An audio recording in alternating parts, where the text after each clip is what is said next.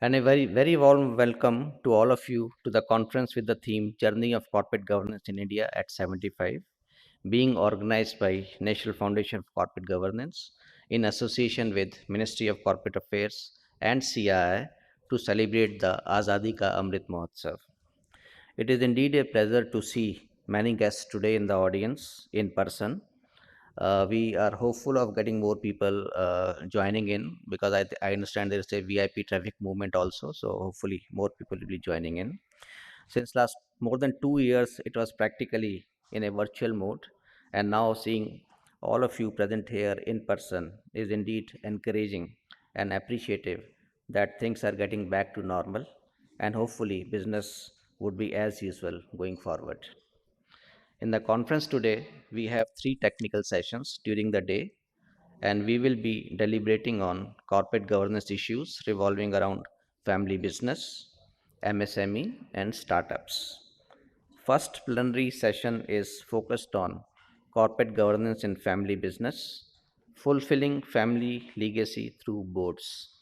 We have with us Mr. Farhad Forbes, co-chairman Forbes Marshall.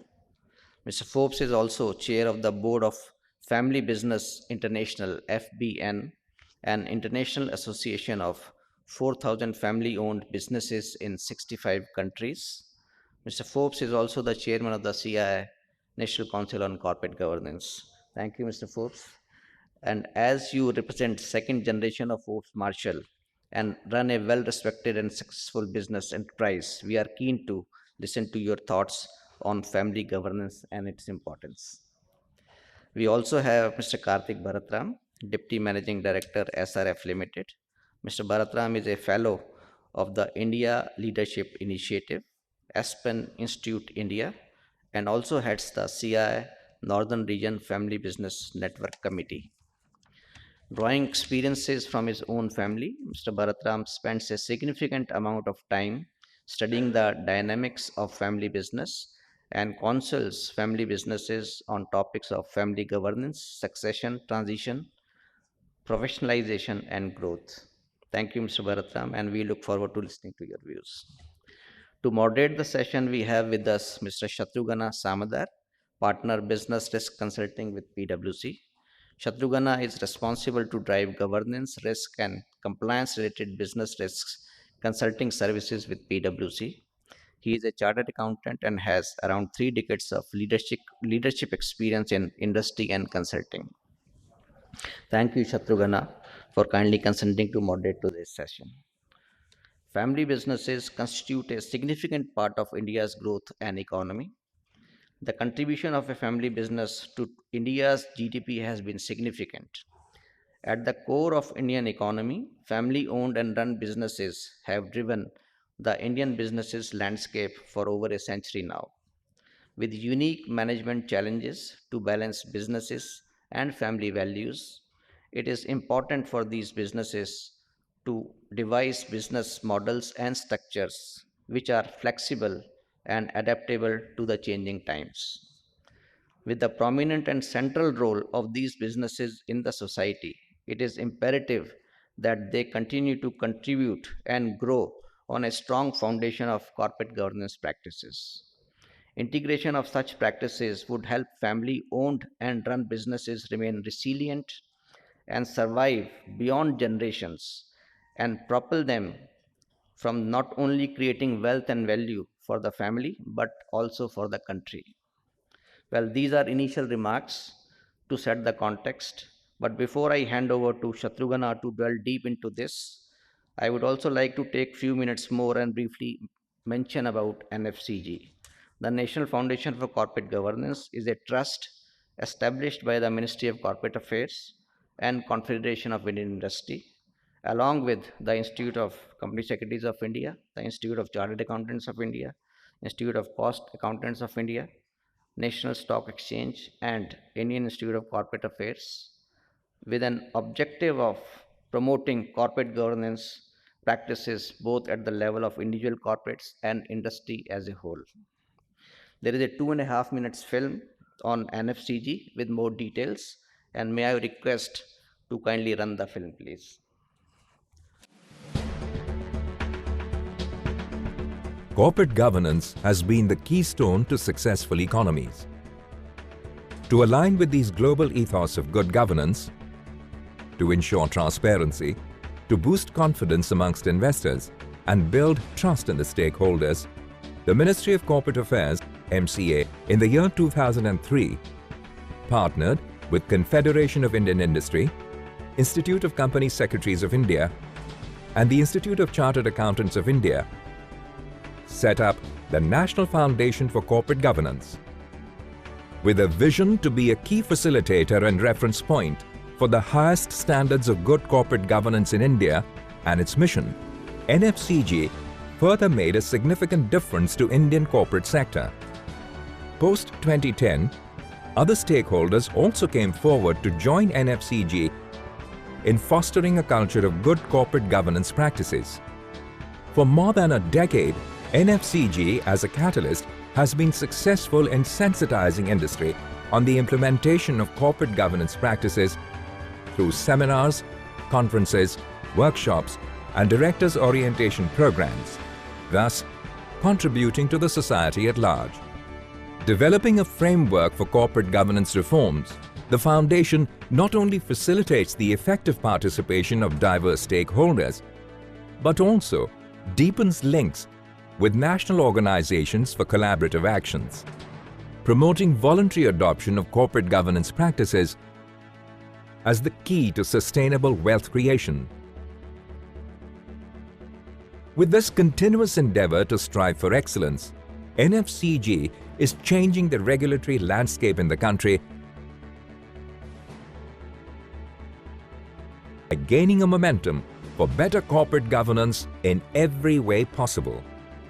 NFCG is continuing its initiatives towards achieving this goal and thus fostering the economic progress of India.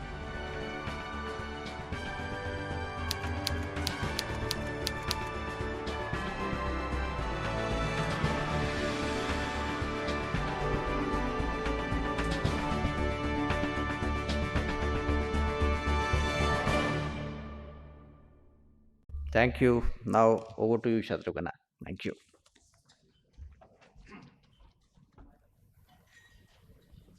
Hello. Yeah, thanks. Thanks, Vikas, for the introduction and for the introductions of the panelists as well. Welcome, Farad. Welcome, Karthik.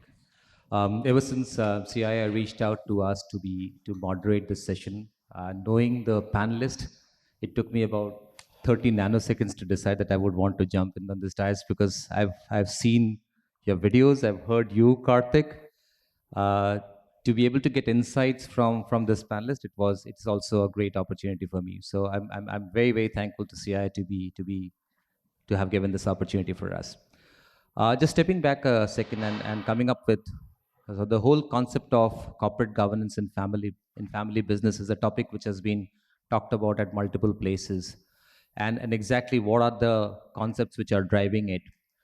So it's a great opportunity for us to gather some insights from both the panelists today. And my starting point would be, like, if I were to look into corporate governance as a topic, one definition or the pillar definition of corporate governance which comes to my mind is an acronym called CLASS, defined by a gentleman way back in 1985, which talks about 5 different elements: culture, leadership, alignment, systems, and structure. So the acronym CLASS is what actually are the 5 pillars I picked up, and there are many definitions and many pillar definitions of corporate governance, but this suits the topic much. And as we unfold the conversation with the panelists, you'll come to know the basis on which I've picked this up. Well, otherwise, things like participation, rule of law, transparency, accountability, equity and inclusiveness, effectiveness of various attributes and elements of the structure of a company plays a role. So, but having said all of this, the idea is to get how does all of this play, and what are the various experiences that the panelists over here have in these regard is what we want to really gather and get educated about. Thank you so much for joining this group. Without any delay, and get to the panelist. The whole concept of corporate governance and family, we all thought what should be the starting point for this conversation. And as we were deliberating, we thought that family governance, governance within the family, may play a huge role in terms of how you define and how you are actually going ahead with corporate governance as a topic. So I'll go straight to Farad, having had his experience all throughout his life in this space, and he's a pioneer in multiple ways. Farad, how do you think the whole family governance element comes into play as you think about corporate governance as a topic for family-owned business? Thank you, and thank you for inviting us to this panel. It's a pleasure to be here and also to be in a session in person after 2.5 years. As you rightly mentioned, Shatrugna, you know, when you talk about a firm, you have always ownership and you have management. And the difference in a family owned structure is that you also have family as one of the significant entities in that structure. And in family business education, that's one of the things we always learn. Karthik and I have been students of, you know, various people who have talked about this, that you have these three circles, you know, you have ownership, you have management, and then you have family. And the extent to which those circles overlap depends on the entity. And the more that the family has a stake in the entity, the greater the degree of overlap that exists. Now, the reason why many family firms fail is because they don't give enough attention and importance to the family governance part of things. Okay, can you hear now? Yeah, okay. So the reason why family firms fail, I said, is because of inadequate focus and importance on family governance. We spend a lot of time on our businesses. We don't spend enough time on the family governance part. And I don't mean just spending time within the family, but spending time on issues related to how the family interacts with the business, whether it's on shareholding, whether it's on transitions which take place, transitions in ownership, transitions in management, succession issues, who in the family should come into the business, who should not. Those are all the issues which are very, very important to have conversations about. Depending on the size of the firm, depending on the size of the family, you can have different levels of structure. You can have, in a large structure, you should have a constitution and you have formal processes which you go through. But this is equally important for small family firms, where it's necessary to also have conversations on the issues. You need not have very formal documents. The most important thing in any of this is the conversation you have and the process you go through in discussing these issues. And that's really what family governance really constitutes. Yeah? Wonderful. I just was listening to every word of it. It's so relevant. I never figured that out. I would want to have, Karthik, your quick reflections on this topic. I know you are, no, don't take me wrong, Farad, but he's in the newer generation bracket from those standpoint, representing the younger generation as well. What is your view in terms of how have you seen that happening in your own system, and how does the experience work in there? Sure, not younger generation anymore, unfortunately. Okay, the fact is, I think, as Farhad put it, it's extremely critical. And when I look at our own family, and this is the DCM family or the Shriram family, and our business actually started all the way back in 1889. So we've been there for a long time now. And technically, I'm a fourth generation person in our family business, but in a way, second generation because of a family split, right? Now, I would say that one of the things that we've gained by is learning from the mistakes of the past, where family governance wasn't the greatest, where there were no sort of agreements and conversations that used to happen among the members of the family. So at one point of time in the 80s, we had about 25, 30 people, as it happened, mostly male members at that point of time, who were working in the larger family business. And it was pretty chaotic because everybody had their fiefdoms, everybody was running it the way they wanted. Culture was very different across different parts of the company. Uh, and frankly, wealth management also was very different because somebody got more based on the success of their company, somebody ran it in a less governance oriented manner, etc., etc. And these led to issues, obviously, among family members, which led to splits. We had another split in 1999. And after that is when, as Farhad put it, we really became students of what good family business should be, so that we don't make these same mistakes again. And frankly, the first thing that we started working on is something called a family constitution, which again is about family governance. And we put all sorts of things there, from how much time we should spend with each other, holidays together, dividend distribution policy within the family, what should be funded by the family, what shouldn't, how to have more and more transparency in the family, purely from a governance perspective, so that everybody has clarity what's going on, and there is nothing happening behind the scenes which could raise suspicions and distrust among family members. Touch wood, it's been now about 22 years that we've been running in this manner, and it seems to be working well. Fantastic. I pick up 3 points. One was Farad said as to how much time you're spending within the family, and you also kind of added to it, Farad. Karthik. The second point was about trust and taking out suspicion of the system. I think it's a great take back from this part of the conversation. I'll stay with you, Karthik, and see, just expand the whole concept to the ecosystem that you work with, the overall stakeholder that you have as part of the family. Has within the family stakeholders, there would be management, there would be your supplier system, there will be your customer system. You have a large ecosystem. How does that whole concept of governance within the family and therefore the overall corporate governance really come into light? What are the things that you think of when you're thinking about your stakeholders? How does governance come and play in helping you managing that part? Is the second thought that I have linked to the overall corporate governance. Your thoughts, please. So again, linked to transparency that we spoke about, I think every other stakeholder, and I'm leaving out the promoter family, which owns 50% of the company right now, leave that aside. I would say every other stakeholder, be it customers, suppliers, anybody else, shareholders, other shareholders, etc., are looking for transparency, right? And again, in everything that we do, we keep pushing the fact that this transparency is critical. Within the organization, we keep pushing on values, on why values such as integrity, respect for others, etc., is important.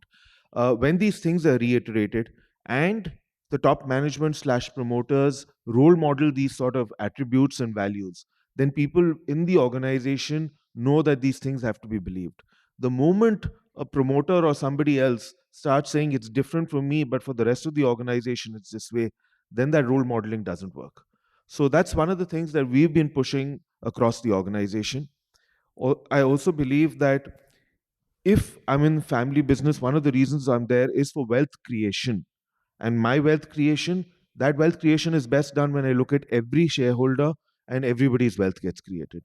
So that's how we look at it. Wonderful.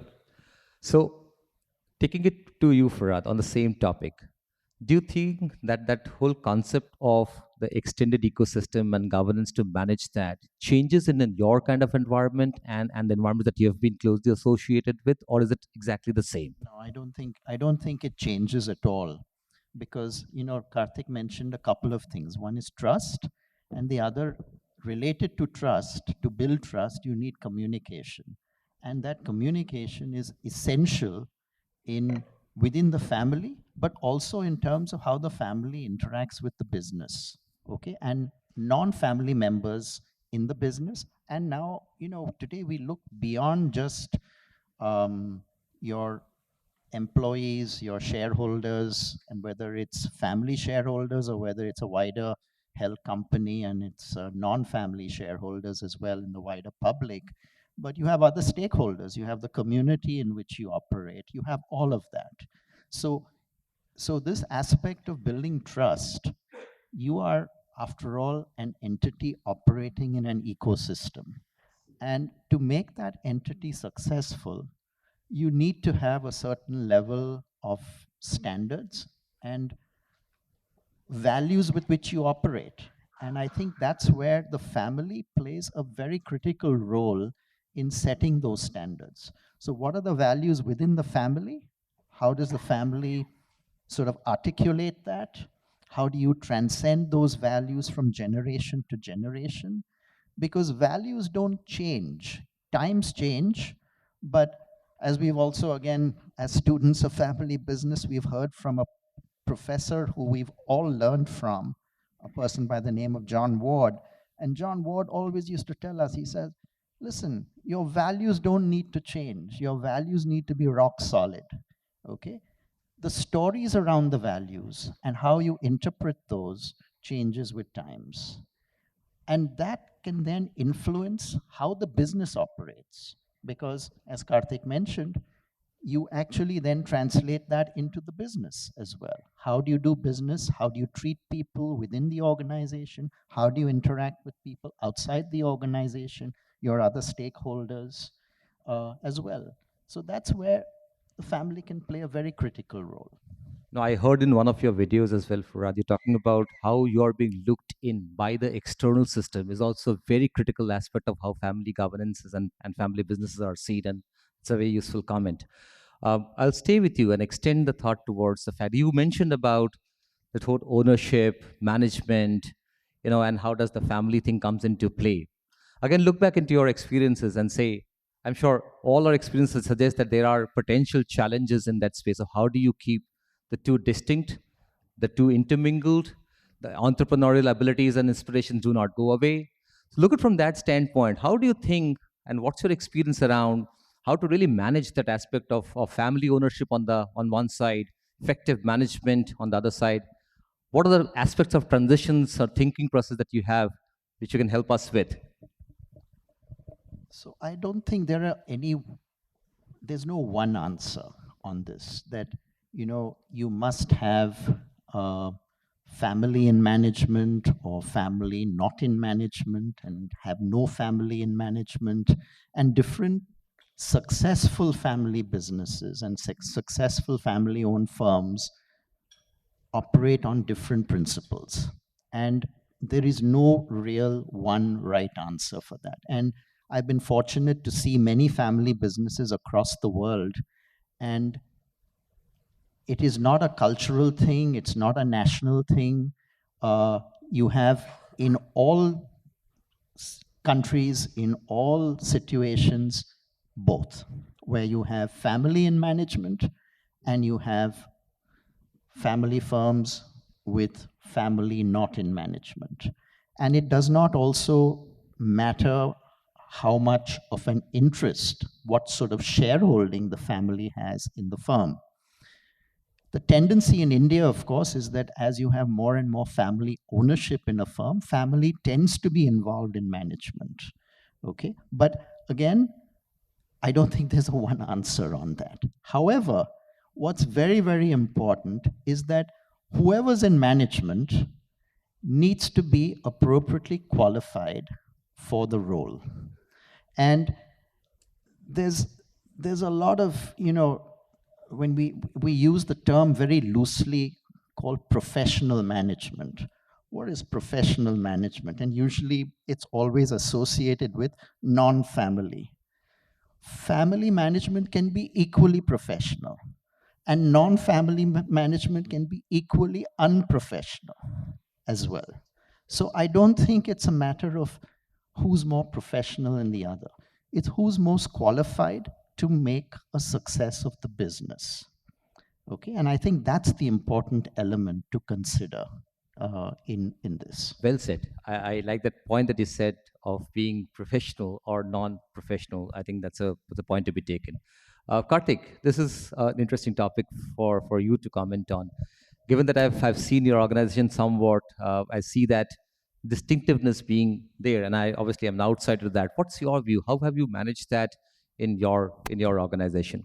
No, I 100% agree with Parad. And I'll give you an example. My father, who started SRF in the 70s, he always had extremely well qualified people, passionate people who were helping him run the company.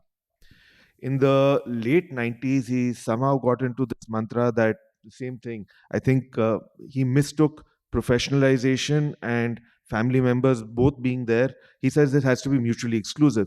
And he actually suggested to my brother and me that maybe we should look at doing something else and not be doing things regardless of our qualifications. Both of us are MBAs from good colleges abroad, and we were both passionate about working in the company. And I think in the early 2000s, it sort of struck him again that maybe I am making a mistake. And touch wood, purely from a performance perspective, the company has done very well since my brother and I actually took over the reins of management and helped dad, and then took over in a succession plan that actually happened in 2007. So I think, in addition to the point that Farad raised on qualification, I want to add another point on passion. Are you actually passionate about doing this? And I'll tell you very frankly, between my brother and me, we have 4 kids in the next generation from their early 20s to teenagers. And right now, we have absolutely no expectation whether they're going to work in the family company or not. And we've said, follow your passion. And that's the most important thing. If some of you are passionate about working in the family business, you need to be qualified to actually work there. If somebody wants to become an artist, a musician, or something, please follow your passion. As an owner, you will gain from the dividends of the organization, but you will never get a salary from the organization. So follow your passion, because if somebody is not interested in business and I'm gainfully employing them in the company, they're going to do more damage. And again, if my responsibility as a promoter is wealth creation for all stakeholders, I believe if a person's not passionate over there, they're going to end up losing wealth rather than creating wealth in the long run.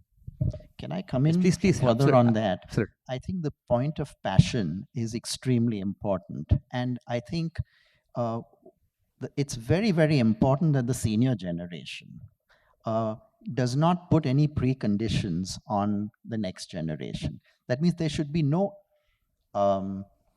sort of expectation that no, the family, the next generation, so and so member of the next generation must come into the business. He or she will be the successor. You know, that's how you create all the problems for the future. Yeah, so I think first thing is the passion. And the second thing, I want to add one more point, and that is, in terms of, family has an advantage because a lot of that passion comes because of the legacy, because of growing up in the family. You're listening to business talk from the time you're 6, 7 years old, as soon as you start comprehending things. And when you have that exposure, you're exposed also to how relationships are formed. Relationships, how does your father, mother, sister, uncle, whatever it is, interact with other members of the firm?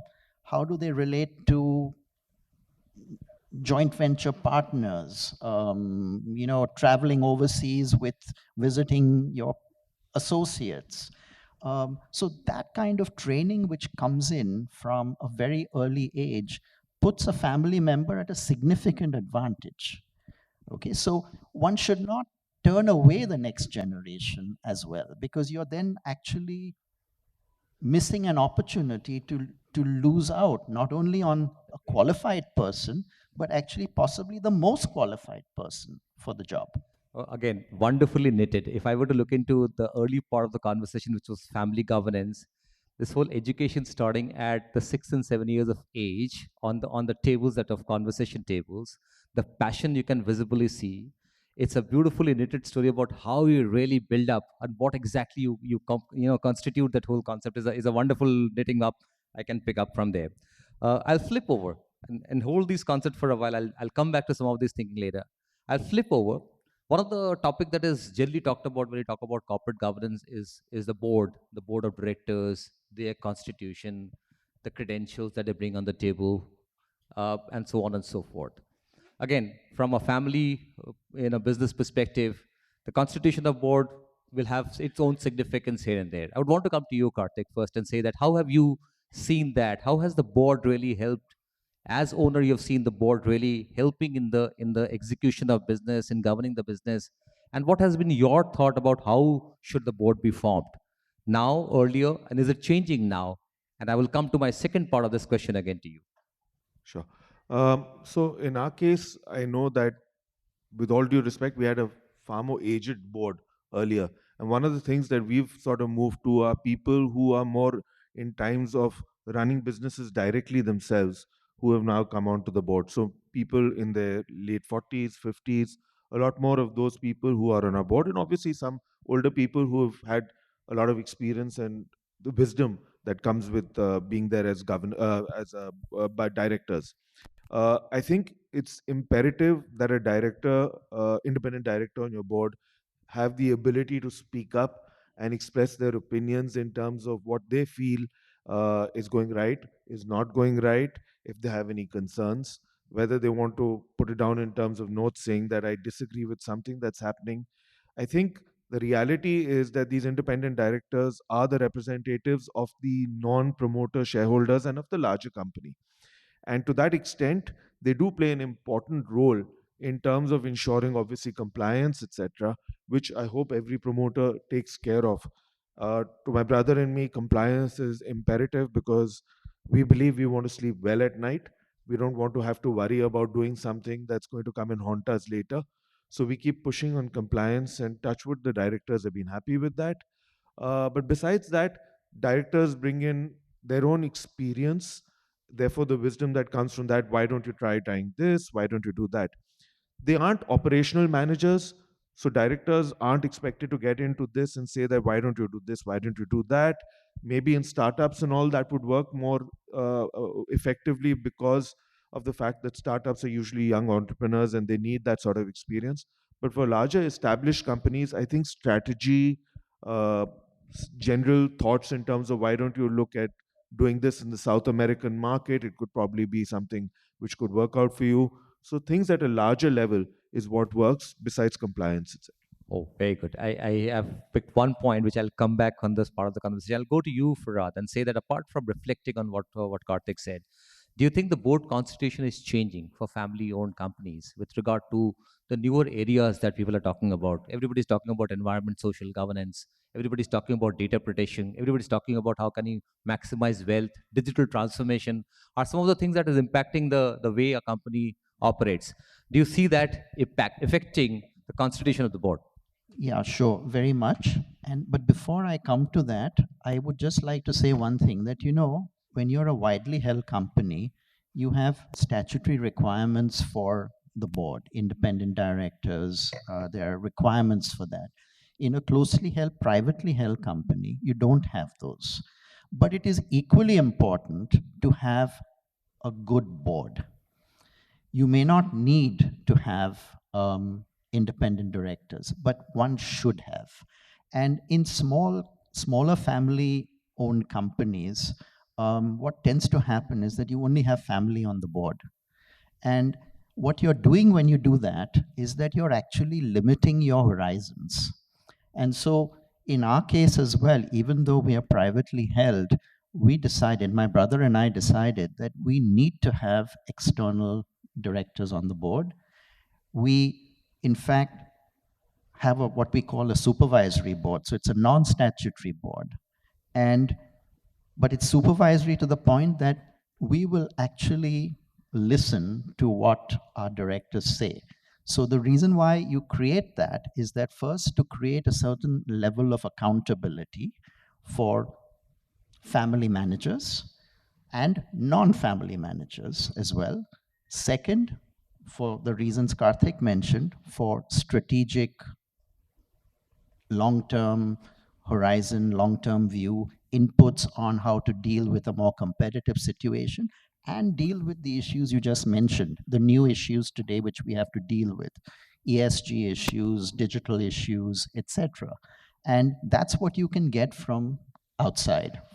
And then the third reason why you can use your board and how you should use your board, even in a closely held, privately held company, is in helping you work through succession issues, work through, if, for example, there's disagreement in the family for any reason, you can use your board, your independent members on the board, to help you work through those issues. So I would say those are the reasons why it makes a lot of sense to have a good board. The one point I think what I picked up for others that that supervisory board system, which is though you're not mandated to have one to get all the external thinking, is a great insights. And your point, Karthik, it's just about the board composition should be such which should help you to give strategic thinking, to be able to give you the direction, which maybe internally you might not always be updated. So that standpoint. So those are my picks. So Yes. just want to add, I mean, you talked about ESG, digital transformation, etc. So we haven't got board members specifically for those areas. So again, if board members are running, independent board members are running companies in their own right, typically all of them have those experiences in terms of what they're doing on ESG. Yes, this is a good idea in our company X. We are doing this on digital transformation. Experts, it's best to get a consultant or somebody to help you on that journey, right? But the board members, we're looking at more sort of general management skills where they can add value across areas rather than be a domain expert. Yeah. That's again a valid point, because I guess you have only as many opportunities to have board members, and you can just about very specific to that one. Good point. Thank you so much. I'll pick up the last word that you mentioned, or a few of the last words about succession planning for my next theme conversation. I think both of you have gone through succession, in the sense you have taken over the realms from someone, and of course at some point of time you'll see your teenager early 20s to kind of, one of them will show the passion to pick up hopefully and take it on. So what are the things that crosses your mind when it comes to succession planning in a family owned business? I heard you saying the table conversation at the age of 6 starts building that capability itself, but very specific to succession planning and keeping in mind governance as a topic. What are your thoughts, Karthik, as to what has really worked in your kind of a setup? What do you think will you like to pass on as you pass on parts of your realms to somebody else? Just give me your perspectives, and the audience would like to know from there. So I think in our case, given that we were growing up in the 70s, 80s, and 90s, where we weren't involved with the company as yet, um these dining room conversations and dinner conversations, as well as the expectation was clearly there that you are expected to come and work in the family business.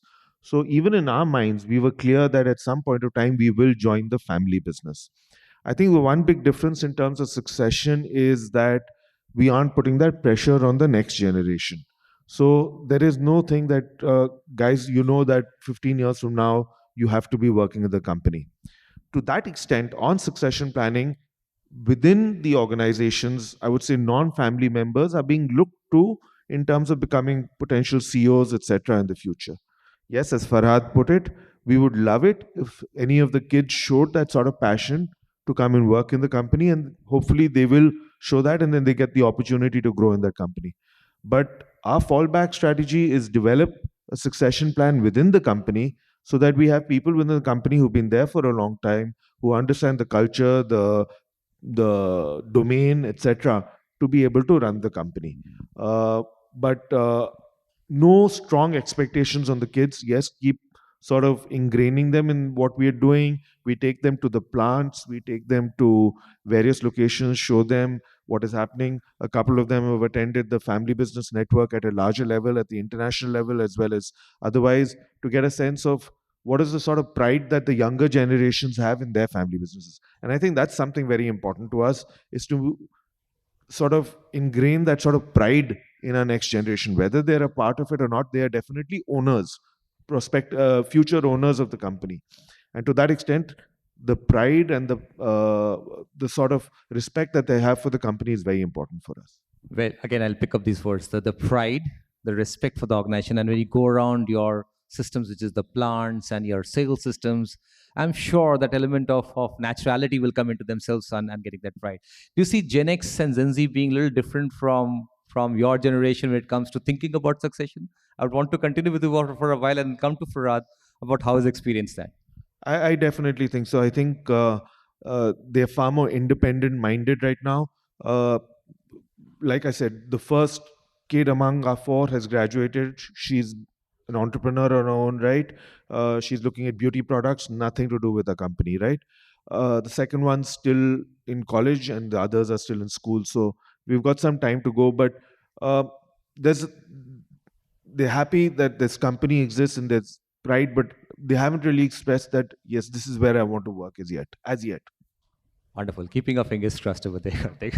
Over to Farad. Farad, this obviously is a very important topic for your system as well. How do you see that happen in your case, and how do you want to? What is the advice that you would want to put to this audience and us in Yeah, that regard? I think what you can do with your next gen is provide them with exposure, and exposure in all aspects, exposure to the business which you pick up through osmosis, on the dining table, as we were talking earlier, but also exposure to what happens, what does the company do, its products, its customers who it serves, and also, many of our firms are involved in various social issues. It's good to expose the next gen to that as well, so that you create that sense of connection. You see the impact that the firm has on society at large. Okay, but again, without having expectation that someone must come into the business or not come into the business, and let that passion evolve.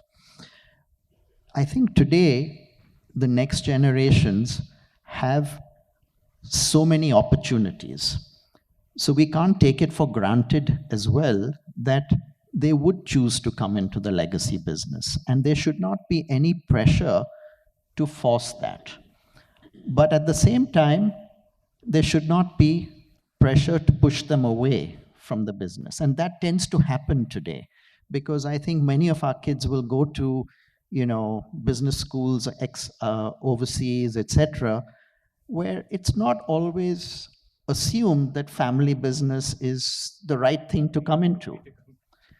But if you have that pressure, if you have that passion, and you have that pride in the legacy business as well, um, you can still pursue your passion in, you may have the digital space, or you have want to do something in a social enterprise.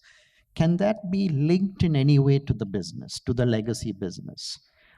If it can be, it can actually provide the opportunity to transform a legacy business. Alternately, it could be a startup that's set up separately. It provides an opportunity for the family to invest its family office wealth in such a startup, and it provides a new opportunity for growth. So those are several opportunities which are there. But what you need to do is that you need to make sure that you have that transmission of basic values, and allow your next generation to do what they want to do, and hopefully there will be something which will help the legacy business as well. I think, yeah, I can keep on going on this topic, but I'll kind of flip over and pick up a part of this conversation into my next question, possibly the last question before we open up for questions to the audience. So, and I've seen that the newer generation, and with due respect to all of us, is actually picking up newer, more disruptive systems to be able to bring into governance, bring in technology into governance, bring in the whole concepts of systems is being redefined by the next gen. How do you see that happening in your, again, in parlance to helping that into governance in your businesses? Is technology coming and helping? Is new systems putting up better things now over the period of time? Karthik, I'll come to you first on that. Sure. I think there's been a lot of effort, personally speaking, where we have a lot more IT-enabled systems to ensure a certain process is being followed, which allows for better governance, better compliance. Besides that, one of the other areas that we've been working on compliance is something called self-certification, whereby each individual, so there are obviously many things that they have to ensure that are happening. They have to certify, and we always put, as per the values of the company, you are self-certifying that you have done all these things. So these are things that we're doing on the IT enablement front to ensure that governance slash compliance becomes better, so that when audit times come, we know that we already strong in certain areas, we are weak in certain areas, we have to address certain areas, and therefore we can be a lot more focused in terms of the work that we do. So that's one of the things that we're doing, which is different from the past in terms of trying to ensure that those systems are being adhered to. Very good. Farad, your reflections No, on I, this. I agree with that. And I think it doesn't matter what sort of firm you are, whether you're privately held or whether you're publicly held, you have many good tools which are available and IT related tools which help on the compliance side. So whether it's, you know, for accounting standards, whether it's for, you know, your IT systems, security, all of those, I think there are many tools which are available, which we need to learn about. And I think CII and organizations like CII provide those platforms and forums to actually learn about it. One of the things which we have used digital technologies for is very much for our products today. So today, you know, we make instrumentation products and energy conservation products. And we are now actually enabling all the products with remote connectivity. So as a result, we can help our customers comply. So for example, emission standards, you know, much more of an issue today than they ever have been. So we can actually provide those kind of connectivity services. Actually, it's not just connectivity, but actually provide value added service to the customer to help them comply with standards which exist as well. And this is all actually happening a lot with our next generation, who are not only next generation family, but next generation management, which is actually bringing this about. Very good. I think there's a good connection to the previous part of it, and I can just go on with some of these questions, but I do want the audience to also, have their questions placed to you all. So, audience, over to you, please, for any questions to the panelist. There's a mic. Can they get a mic, please? Get a mic, please, over here. Yeah, you can take this.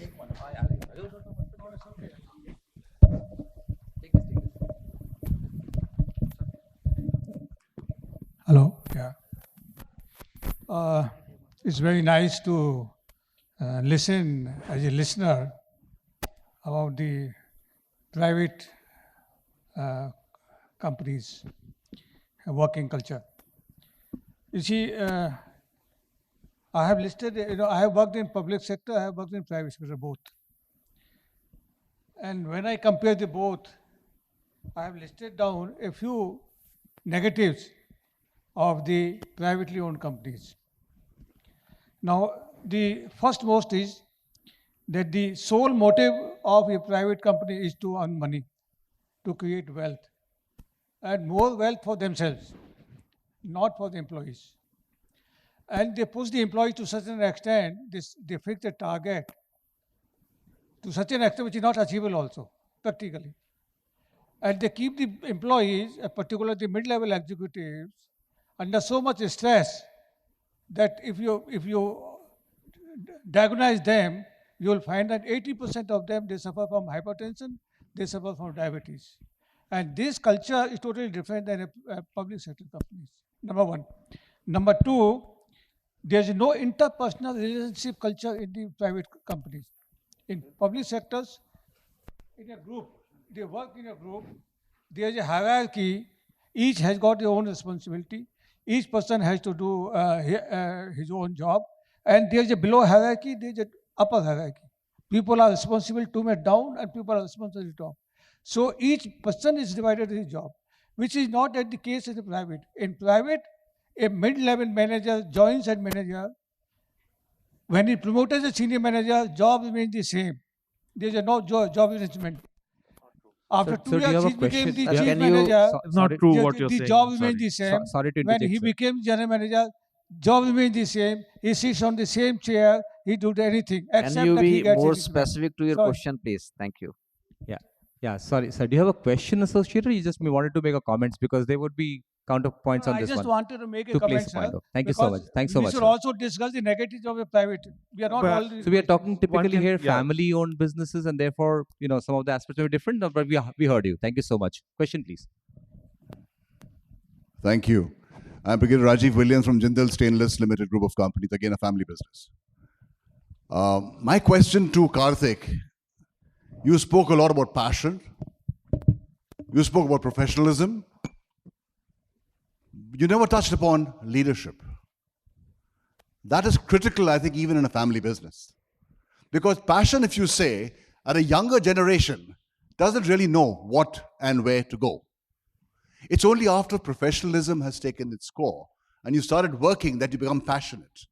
Many younger generation guys who are from IIMs or from Purdue or from whichever university have moved on from their passion, which they thought, to the development sector. And they're doing brilliantly. That becomes the passion. So can you throw some light on this distinction and did not touch upon leadership? Thank you. Sure. And leadership obviously comes later because assuming that the younger generation gets inducted at the lower levels within the organization and then moves up. You're right, passion has to be developed over a period of time. But there are some people who are passionate about just even wanting to be a part of that family business. There are some, like I said, in our next generation who were clear that the beauty business is where they are, what they are passionate about. And therefore, one would never sort of force them that, no, you must work in the family business to grow in this family business.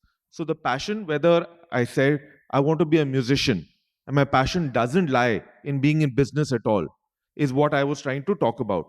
If you have a general sense, I want to be in business, I like the family business, I like the whole concept of the family business, I like to be in manufacturing, that's where that sort of passion starts off, having heard those dining room conversations, etc. And then one keeps honing those skills to eventually make them hopefully good leaders in the long run. Yes, please. Mike over there. Thanks, Karthik. Good morning, everybody. Just a second. Farhad wants to respond to this. I was just going to add one point on that, and that leadership part actually comes also, it can come from exposure.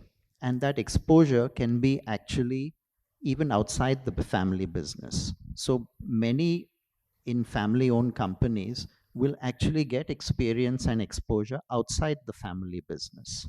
And that's where you learn some of your management and leadership skills. And then when they come back to the family business, if they choose to come back to the family business, it depends where in the business they come back to it as well. It doesn't necessarily mean that they come in as CEO of the business. Okay, they can come in at a management level and hone those skills such that you develop the leadership skills, and then ultimately whoever's leading the business should be the most qualified person, whether from family or non-family. Yeah, and just as per our constitution, it's imperative for a person to work outside before they can work in the family business.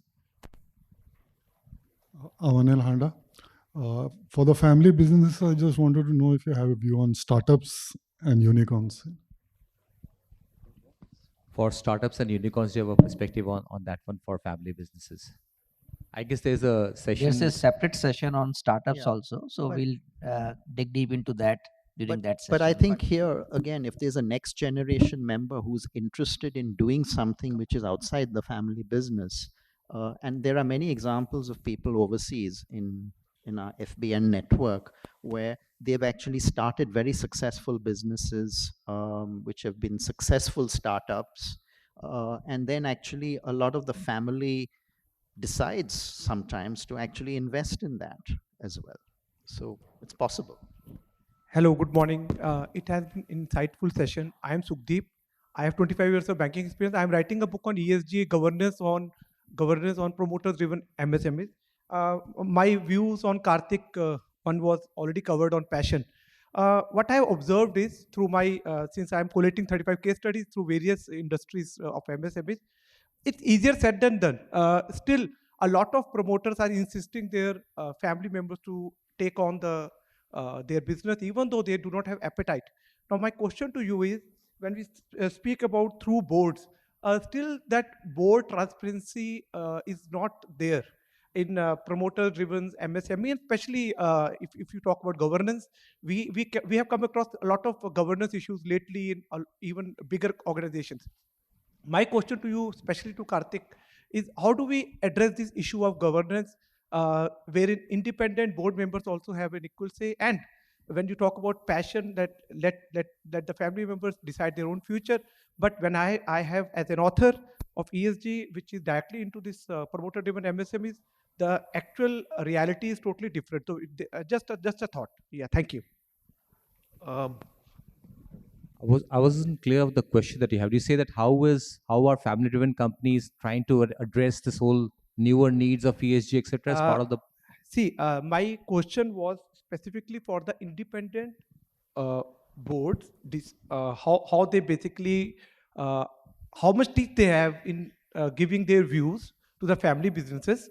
And my view was that when I'm collating case studies for I'm reaching out to a lot of MSMEs, when Karthik spoke about passion, that most of the family businesses are not insisting their children or their family members to join the business. But when I have reached out to a lot many such businesses, they are insisting. So there was a gap. My question is mainly on the independence of the independent board members. Yeah. Yeah, I think frankly, it's up to each promoter what sort of board he's looking for. I know of promoters who you can say have puppet boards where they've got people who they know very well and they will agree to everything that the promoter is saying. And therefore, then that board is really there as a stamp, rubber stamp, more than anything else. So it's, I think, up to each promoter, since they are the ones who invite independent board members on, in terms of how much independence they want to give to them and how many inputs they want from them. And I think eventually, at least for publicly listed companies, the stock market values you on the quality of your board as well. So you do gain if you've got a good board. And if people know your governance isn't great, your share price would typically be less. In a privately run company, I mean, Farhad can obviously comment much better in this.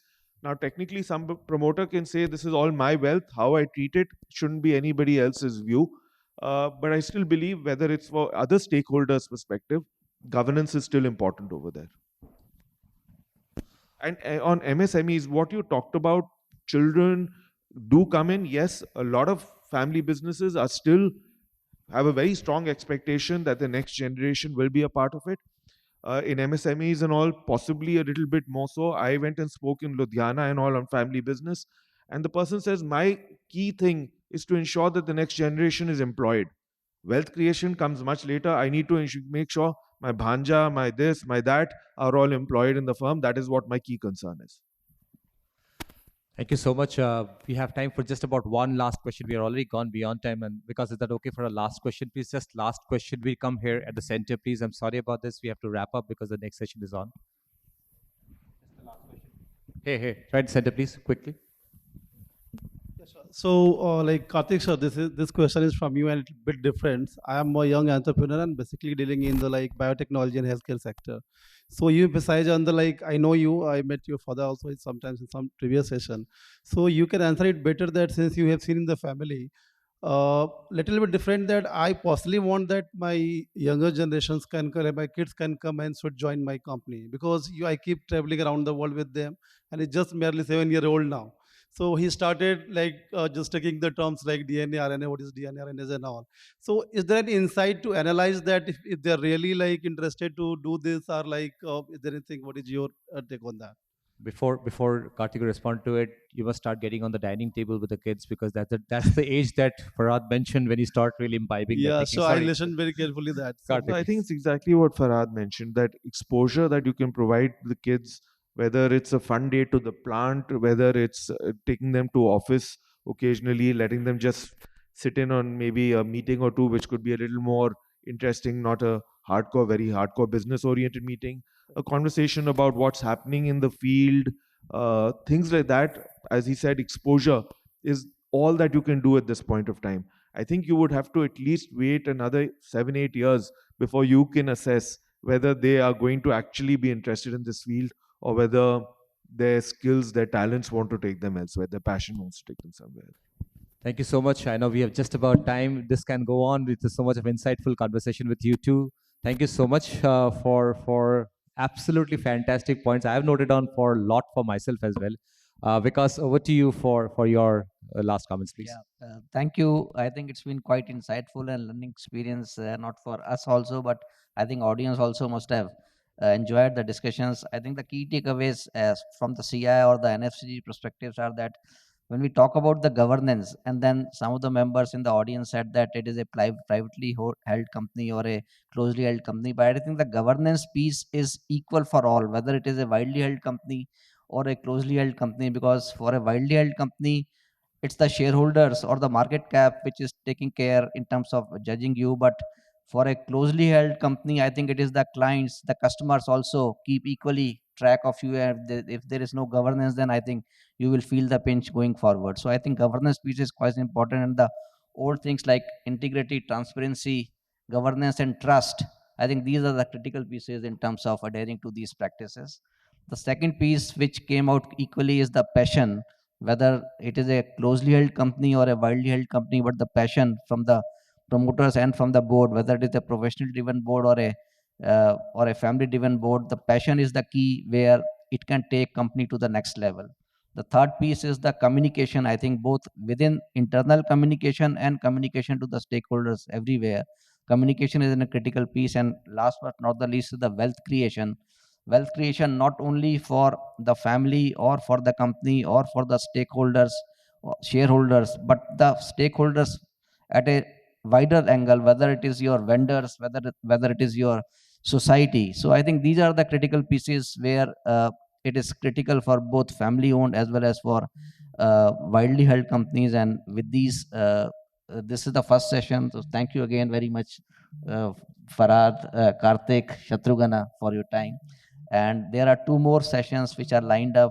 Next session immediately is on MSMEs. Will take short changeover break and then immediately start the next session. And the last session is on the startups and the governance. So it would be a quite an interesting panel discussion. Please stay tuned. And thank you all for your presence. Thank you. Thank you so much.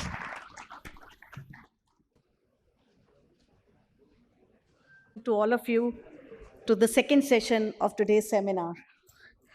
The MSME sector is a great contributor to the Indian economy.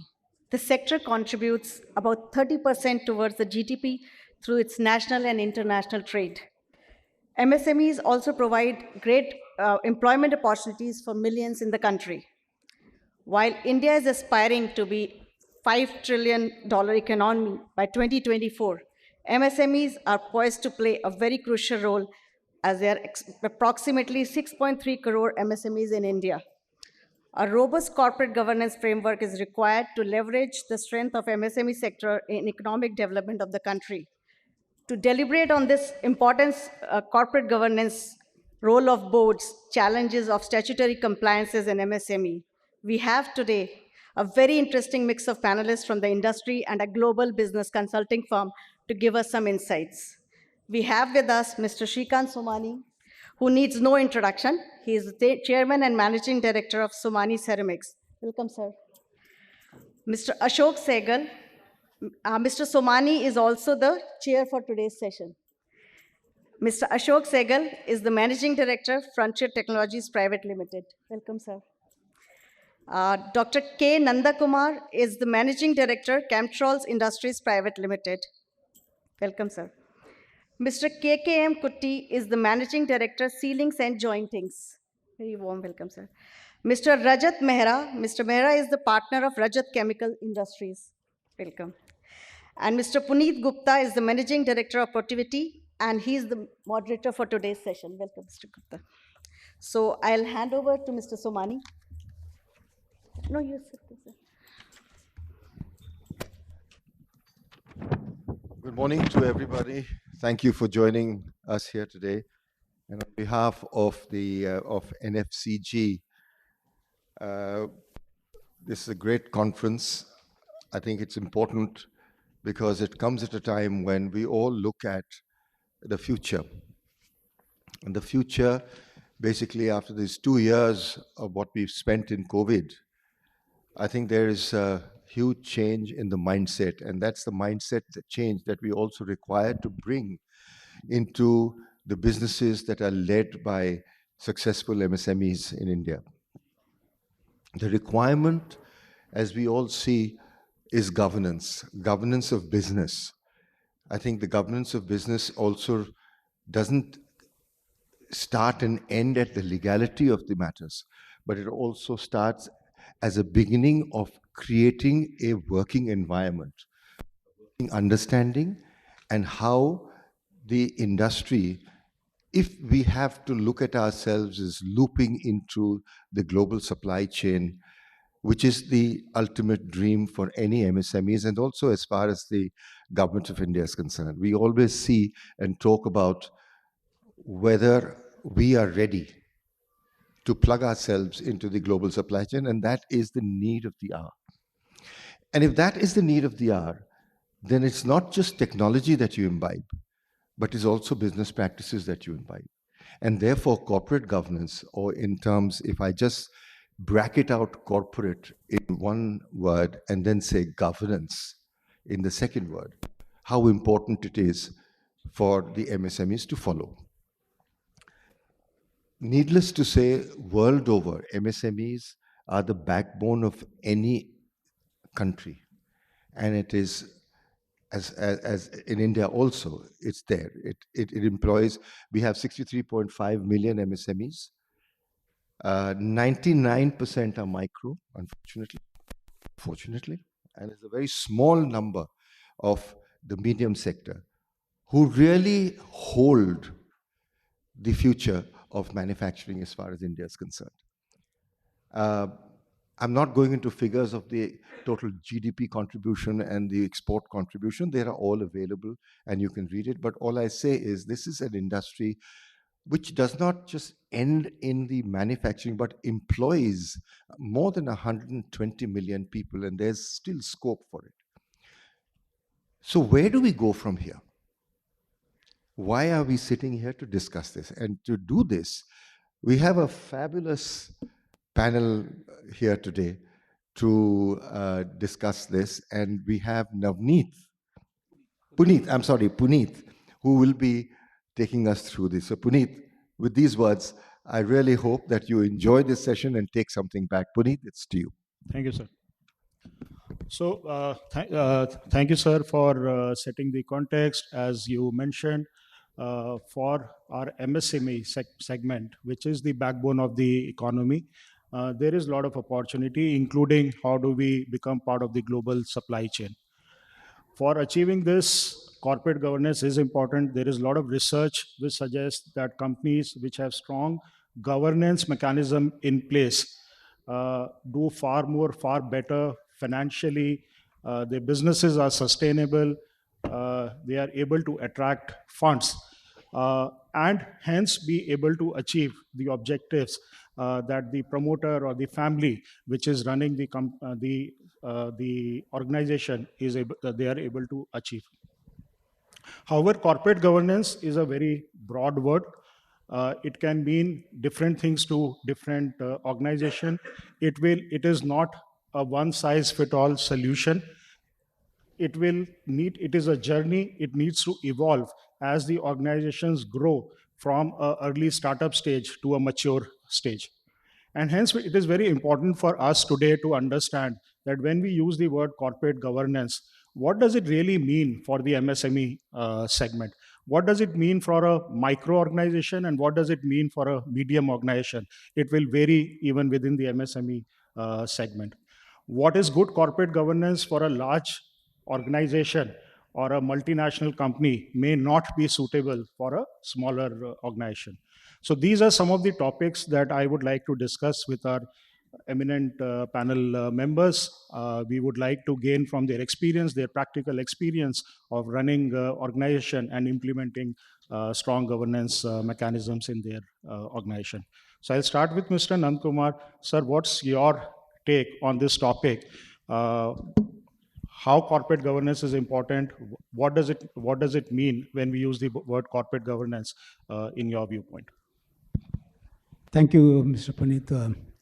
As Mr. Somani said, MSMEs are the backbone of the any country, any country's economy. And in India also, it's not different. Now, when you look at MSME here, everybody also has said this micro is the largest, 99% is the micro. Micro primarily, it's an honor driven, maybe honor plus 1 or 2. When it's small, comes slightly bigger, and medium is slightly bigger. Now, when we look at the contribution of them in the economy is much varying, but I would define from the functional point of view of the MSMEs into these categories into 2 aspects. The micros primarily and the lower segment of the small primarily comes, both of them comes into what is known as an ancillary business, which means they are tied up to large corporates. They provide them in terms of the components or in terms of the machining or formulations and everything, make large companies to deliver. So in fact, the micro, the larger portion of the 99% of this, and also the lower portion of the small, contribute to the larger segments, or also even to the medium sector. But the medium and the upper segment of the small are standalone companies. When I say standalone, they make products, they deliver to the core sectors, not only in India, also to the global economy system. So they have their own standard, and they do across the value chain starting from design, engineering, supply, manufacturing, installation, commissioning, warranty, handing over, everything. So it's an entirely different sector. So when we look at micro, it is primarily honor driven. So I would say there the corporate governance cannot be what it is also in the upper segment of the small or medium, because it's all only single or honor driven. But they can certainly do on their own contribution in terms of the governance. Why? Because there are governance which is not impacting the cost factor. That they can contribute in terms of providing the best quality material and best in terms of delivery times without sacrificing anything. And that is where I would certainly put up 2 terminologies here, where they can focus on that, what is known as MTBF, mean time between failure.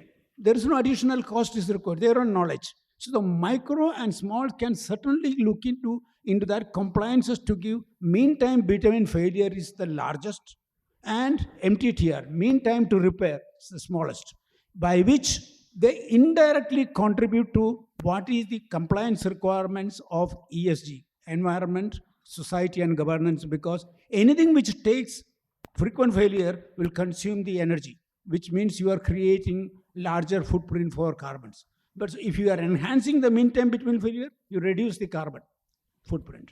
And if you increase the MTTR, then again you create the larger good. So if the MTTR, mean time to repair, is less, they always contribute to. So by way of doing their own intellectual work in terms of design, in terms of supplying, in terms of quality, they directly contribute to have the better ESG requirements. I would say micro and small segments should contribute.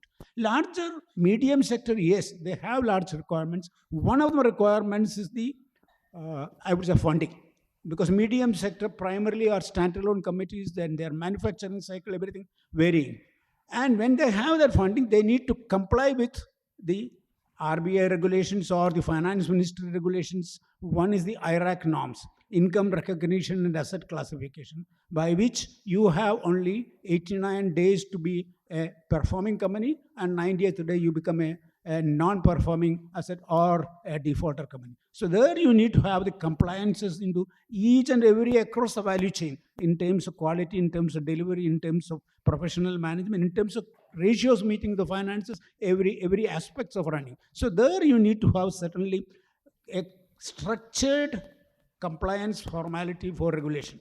And one aspect which I would like to, can I continue? Or you can take a minute. One aspect, when all these compliances also comes, government also has to contribute. What happens is there are a lot of regulatory framework comes. So unless the government gets involved and make an analysis, what is the regulatory impact study, then they will not be able to understand. So government also should contribute when they make any regulatory, they also should make what is the regulatory impact on the industries coming. Then it will certainly help the micro, small and medium industries. Thank you. Thank you, sir. Thank you for your views. As Mr. Nand Kumar mentioned, I think by ensuring quality, there is a contribution to the environment and social norms. Excellent point, sir. Rajat, your take on the topic, please. Thank you, Puneet. Uh, s- I'll just take a cue from what Mr. Somani just now mentioned. Corporate governance, corporate put it in a bracket, and then governance, and that's where actually the entire discussion starts. That if you look at corporate governance as as a statutory part, then this we need to look at it from MSME's perspective, that how many MSMEs would actually get under under the ambit of corporate governance. Just to put the figures to put the things in perspective, going by the data of corporate Ministry of Corporate Affairs, there are about 1.5 million companies, registered companies, which includes private limited as well as limited companies. And presuming that all of them are MSMEs, because there are just about 75,000 by the GST network data who have turnover exceeding 250 crores. So that means essentially rest of all of them fall under the micro, small and medium enterprises. So we practically take it that entire 1.5 million are MSMEs, but total number of MSMEs in India are 63.5 million by going by the Ministry of MSME data. So what it essentially means is that 62 million of the MSMEs, or 99.5% of the MSMEs, are not corporate. They are basically firms, either proprietorship firms or partnership firms. So when you look at it, look at corporate governance as a statutory compliance, then perhaps MSMEs would never step into that area, because they already have enough on their plate to handle in terms of compliances and other issues, that they would not like to further complicate their lives by getting into this area. Now, at the same time, as Mr. Somani said, that governance, and then also to make sure that we are globally competitive, to upgrade our industrial operations, regardless what category we are operating in, but we have to aspire to compete the best in the world. So here what is happening is that of late, some of the multinational companies, especially the European and American companies, have started insisting that all their suppliers, regardless which category they come from, they get themselves social responsibility audited. So this, when you look at the social responsibility audits, it actually encompasses almost all those elements which are part of corporate governance. And as you said, that corporate governance is a very wide, very broad subject.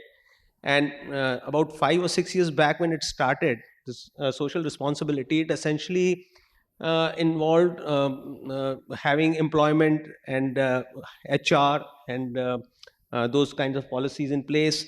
Then a lot of emphasis was laid on environmental issues. But now, there have been new versions of social responsibility audits, which has included lots more things.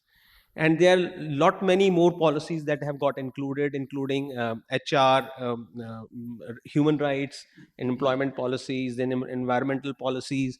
Then there is a whole list of it. For example, they have health and hygiene safety policy, procedure or safety operations, business ethics and conduct policy, and right of ownership and right of use of land policy, and information security, data protection. So, I mean, practically everything that corporate governance would include is part of that.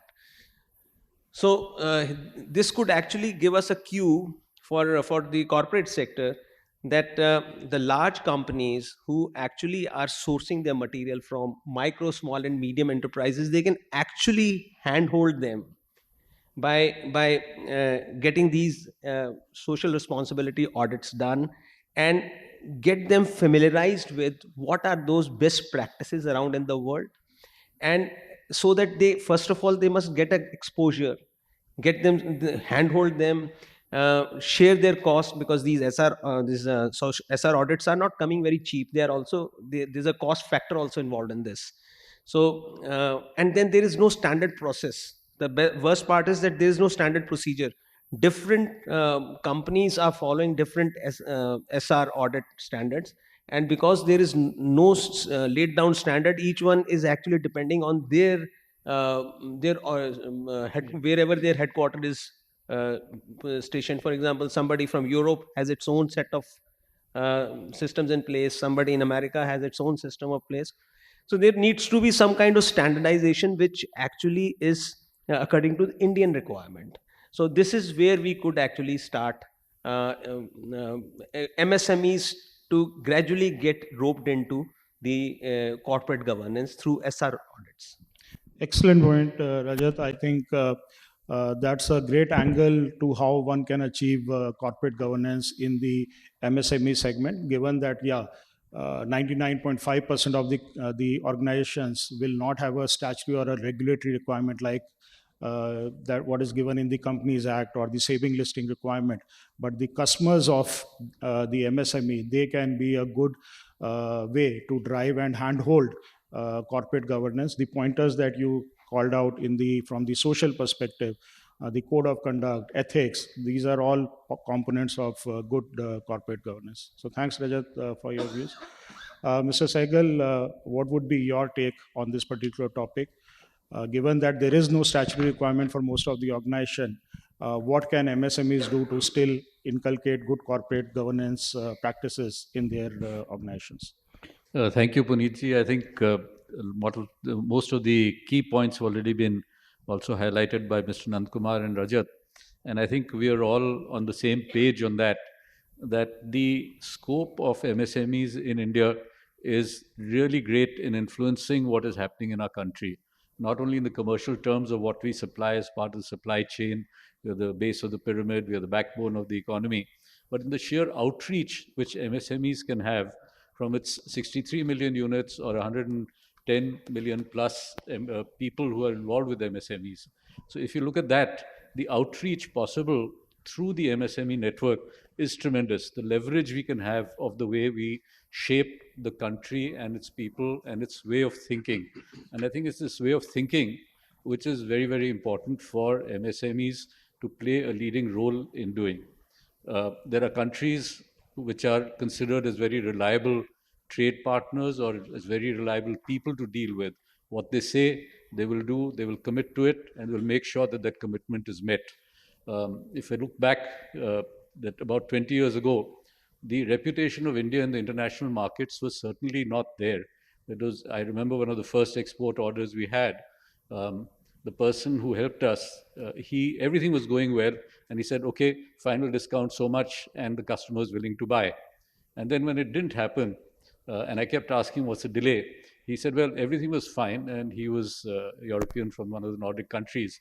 He said, until they asked me, where is this made? And I said, this sample which you have tested, which you found very good, made in India. And they said, oh, in India they make very good samples.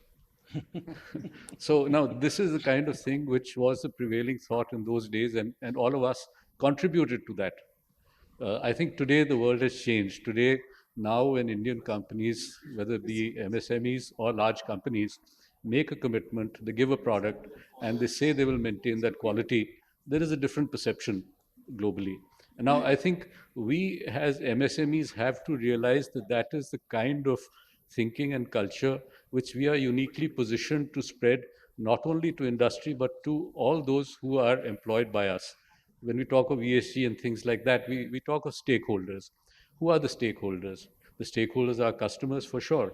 They're the people who live near us. Most importantly, they're the people who work for us.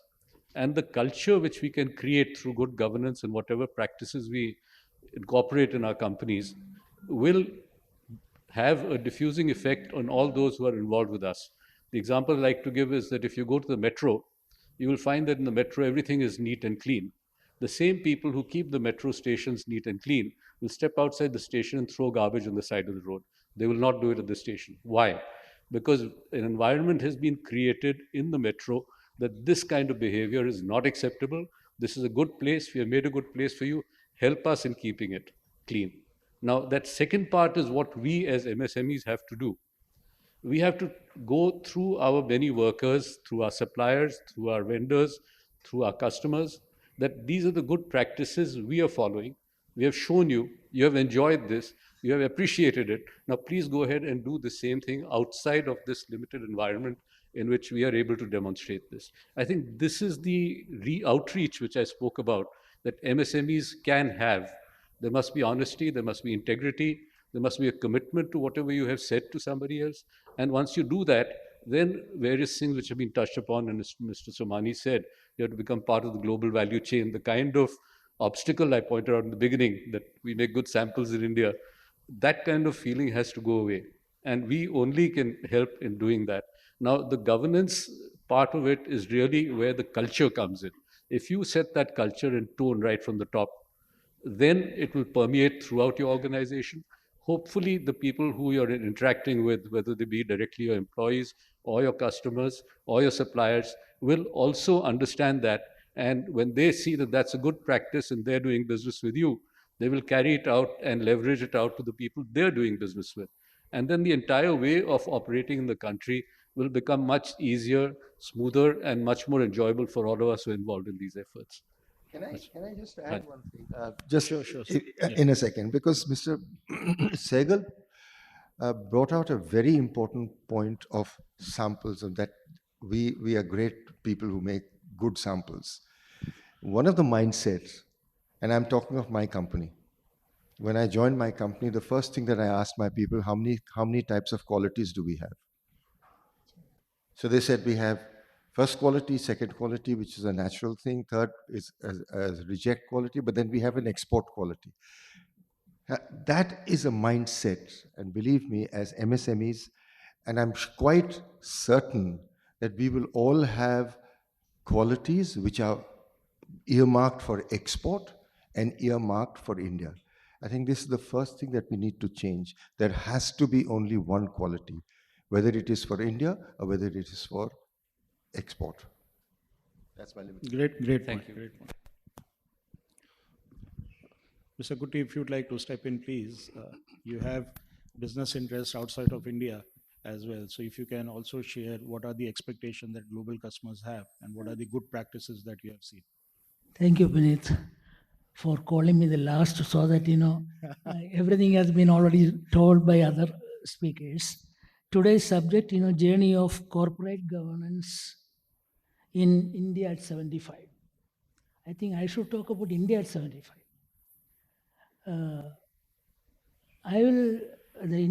The 75 years, I will make it as two parts. First 45 years and second 30 years. First 45 years, we could not start an industry without coming to Delhi because we need a license, so many regulatory mechanism, everything. Then we had a name first time in 1991, reforms. People started talking about reforms. And certain things we do by will or by compulsion. We have done the reforms by compulsion.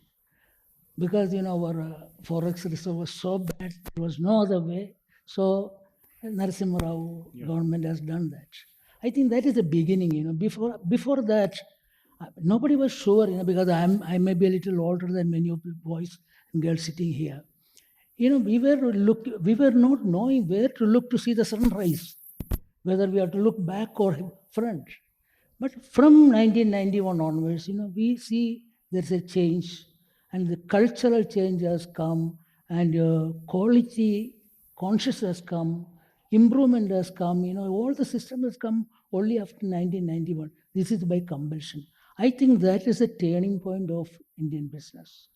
Since then, whether it is a small industry or large industry, everybody started looking on quality. We were not spending any money on R&D till 1991. Only few pharma companies or somebody was spending some money for improving the quality and all that. That is the turning point. I think since then, in the first half of that next 30 years or 20 years, we have started using IT-enabled services. I think that was, again, a turning point for improving our efficiency. Before that, we were not knowing what is IT. IT can be utilized in industry, in manufacturing, in quality, but now everywhere in IT is used. But now I see that the next another 5 or 10 years is going to be AI-enabled services. We are all talking about business, we are all talking about industry, but artificial intelligence is going to be the future. Now, I think, right from the micro industry, we should see how we can enable these services. There is a lot of opportunities. Our younger generation is very, very bright. We have to get, I think, we need to see that, select youngsters to our industry so that, naturally they will give new ideas, because, for operating my own mobile phone, my grandchild said, no, it's not this the way you do like this. So, that kind of changes are happening, So I think that is one of the things, which I would like to share, because then coming to corporate governance in MSME segment, I think it is a very difficult task in the micro segment. But if we can make an awareness by this sort of programs, that itself is a great achievement. First, we have to make awareness.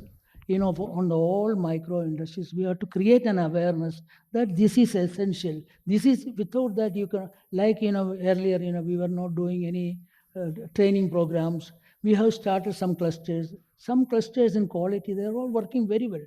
So likewise, every corporate governance also, we should make an awareness in the smaller segments. Then, over a period, they will also see that, they not only they will see the importance of that, they will also migrate from micro to small to medium, and probably medium to large. I think these are the only thing, which I would like, I don't know, because then, also we have to look on the international business. International business is very important now. We cannot have everything in one basket. We should go out. My own case, I'm talking about today, I was telling somebody about 33 years back, when I went first for getting an order in Dubai. I went to a office, where we had a discussion. Then he asked me whether you have a catalog. I had a catalog, I showed it. He said, you are the first Indian coming here with a catalog. Everybody come with a briefcase or suitcase with samples. Since you have come with the catalog, I'm giving you order. This is the thing, basic thing. Yeah. We even do not the basic thing. We are talking too much, we are doing nothing. We are not seeing how the industry is working outside India. You look at the small industries in Italy, how we can, make case studies and, publicize in the smaller segment. I think that will give good impact. I'm sure that India got a great future because, our IT-enabled service and AI also, we should work to, I think CII should also see that, AI, we are giving more attention. It's a very, very important thing. That's all. Thank you. I think, it is better to interact with the people rather than we talk each other, and there should be opportunity. We'll have about 15 minutes of question answers. Okay. Towards Thank you. Thank you very much. A few more questions and then. But thanks a lot. And I think what NFCG is doing today is in the direction of creating awareness on corporate governance. Maybe as a next step, we can pick up programs where certain guidelines and frameworks can be created, including the point that Rajat mentioned, that even on the social aspect, it is still the customer driven, not that there is a framework. Maybe some of those practices can be picked up as independent programs, which can benefit the MSME segment in the true sense. So thanks for all your opening remarks. Few questions, and then we'll open it up for Q&A. Regulatory compliance is another big aspect of good corporate governance, and statutory regulatory compliance is something that everybody is mandated to adhere to, irrespective of the size. However, we also say that there are a lot of regulations, possibly hundreds and thousands of regulations, and especially for the MSME segment, sometimes it might become difficult to adhere to and comply with all of them. What are we seeing in this particular area? Are we seeing the topic of ease of doing business being a reality for the segment? and how are the MSMEs ensuring compliances to the regulation, and what's the kind of support that you get from the government and the inspectors and the entire machinery in this particular area. So Mr. Kuti, I'll go to you first on this particular point, if you're okay. And the regulatory compliances, are the compliances to Ease of doing business, right? I think this we should every state got now lot of programs. Many states they are very well advanced in ease of doing business. I think here through the state offices we should work with the government, and it is easy to because every state now between the states there is a competition. Every state, they want to see that, more people are coming there for investment. So we should take up the matter with the state government. Of course, central government got a role, but at the same time, if you go to the local level, it may work better. That is my idea. Rajat, on this, yeah. What is happening is that there are two sides to this. If you ask entrepreneurs, they would say that at least some kind of discussion has started within the government circles. Honorable Prime Minister himself actually started this, and since then things have started percolating down to the state levels, and some kind of consciousness has been brought about in the state administration also. At least they have started thinking very, very seriously that they need to do something to bring about some serious changes in their laws and their procedures to make the lives of industries easy, simpler. How much they are able to deliver it, that's altogether a different issue. And but at least discussion has started, which was completely absent there. And another thing that is happening is that while digitization is being done aggressively, which is a very good thing, but then again, if you look at it, look at the way things have moved, particularly we look at GST, the way GST has moved over the last 5 years. It all started with the same concept, bringing about making lives very simple, easy. And the concept was to, besides, of course, whenever there is any change in tax laws, the underlying principle is only to increase the tax collection. But at the same time, what was being stated was to make the lives easier for the industry generally and all category of industries. But over the last 5 years, just look at the way the number of amendments that have come in actually has, the whole system has become much more coercive now. And you ask any entrepreneur who is into GST network, and he is really not very comfortable with the way things are going, because nobody knows what particular figures that he's giving in his returns may actually boomerang, and he starts going pillar to post just to explain that. So similarly things are happening, but perhaps we hope that this could be a process that is just shaping up. Eventually things would settle down, and things would become simplified. So we should hopefully look forward to better times eventually. Right. Mr. Yeah, you wanted. Thank you. Okay, I have a slightly more positive take on this than Rajat. I think, we started with the global rankings of ease of doing business of various countries, and the Niti Aayog took it upon itself to spread it to ease of doing business competition between the states. And I think that has really played good dividends. They came up with initially a set of 20 or 30 parameters on which they were checking, which has now extended to 200 parameters. One of the early objections we had as part of CII to that was that they were limiting their surveys to seeing that have the rules been made for easing business. We impressed upon them, and they reacted well, that it should be the implementation of the rules. Not the fact that a notification has been issued, not that directives have been issued, but what is happening on the ground. As a small-scale industry ourselves, I would like to share that we have found that most things can be done online quite easily. we also found that there is a lot of information available, which was not earlier available, on what is it that the government requires you to do. Now, this in many times I have seen members raising issues that they're having difficulty with some inspector or department. And when you question them, you find that they have not gone and bothered to do their homework. Now, this requires us to do the homework. I remember when we were building our factory and I went to Chandigarh to talk to, we were located in Haryana. I went to Chandigarh and I asked them, I said, can I get a copy of the building rules? Because that is not available in Gurgaon. And the Directorate of Town Planning, they said, we have a few copies in the department, but this is not available for sale. Now, I said, how do you expect us to comply? Now, that situation has changed. Now, most department websites will give you access to what is the information they require, what are the rules which are applicable, and allow you to file online. So it requires us also to do our homework to be able to comply with that. The second part which people object to, which highlight as a difficulty, is that a lot of this requires digital literacy.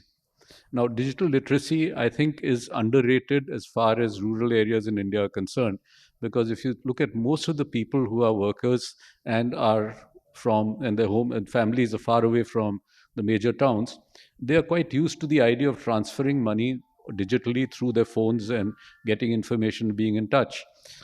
I like to highlight the example of the days when we didn't have mobile phones and STD calls and things like that, and there were STD booths that were set up. Now, similarly, the government has set up some service centers which provide these services for a fee. So like you'd go to an STD booth or later on to a cyber cafe and use a common facility where somebody would be running it. He's knowledgeable, he would help you, assist you, and so on. So these facility centers, in fact, enable you to go online and they will help you to file your application online, know what is the status, you'll get your feedback online, and things happen automatically. About a year ago, CII was doing an internal survey on what has been the recent experience with Inspector Raj. So I asked my admin manager, and he said, we probably get 1 or 2 inspector visits during the entire year. Everything else happens online. I think that is very, very encouraging. So if you are prepared to take online access to all the things which you need, it will happen smoothly, and it will minimize the Inspector Raj, which all of us dread. So I think this is the ease of doing business which has happened, whether it is exports, the paying of taxes, or most importantly, even knowing what the government expects you to do, what are the rules which are applicable to you. This is part of the IT revolution from which we are all benefiting. And I think there is definitely an ease of doing business. And the less places where there's not ease of doing business is perhaps as much our fault for not being aware of the channels which have now been opened for us to be able to do business easier. Thanks, Mr. Sehgal. I think that's a good positive note. I think awareness is a recurring theme in terms of corporate governance, in terms of ease of doing business, and I think these are things that we can pick up. Moving on, I want to pick up another topic. When we say corporate governance, it is also about independent and a advisory kind of a role, which is segregated from the owner or the promoter, so that the especially from a MSME segment, and let me focus more on the medium enterprises, it might not be always a healthy practice that there is only one view which governs the future of the company or the organization, and the promoter benefits from a wider set of perspective and advice. As per the Companies Act, especially for larger companies, there is a provision of independent directors as part of the board. But for the smaller organization, it may not be statutorily required. I would request Mr. Somani to share his views that even when it is not a requirement as per the statute to have independent directors, what are the other mechanisms that the promoter can actually implement in his organization to still get the benefit of independent perspective? Thank you, Puneet. First of all, let's not define ourselves as medium scale, small scale, and micro scale, whatever. This is an aspirational sector, and it's an aspirational industry.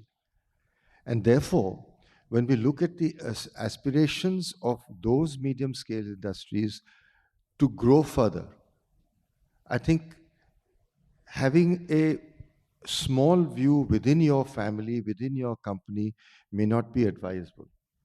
And therefore, in the parlance of a board or an advisory board or a consultative board, if you have experts with you who are in your consultative role to advise you on how businesses are being done, what is it that is in the future, what is it that you can do as far as investment is concerned, what are the opportunities which can come through you, what are the possibilities of making improvements in your own working group, what are the other legal liabilities that could be taken care of. I think that hand holding for such aspirational industries would be very important. My only thing that I would like to say is that, like we have certain responsibilities, couple of things that I'm going to talk about is that ease of doing business is a work in progress. So we cannot expect that there's going to be a sea change over a small, it's a large country, 28 states, 28 different ways of thinking, 28 different reasons of what they want, and all of it. So ease of doing business has to be developed over time. And as Mr. Sehgal has said, that when we started, there was a lot of chaos. I think a lot of chaos has been moved and removed. So we are seeing a certain sense of ease of doing business.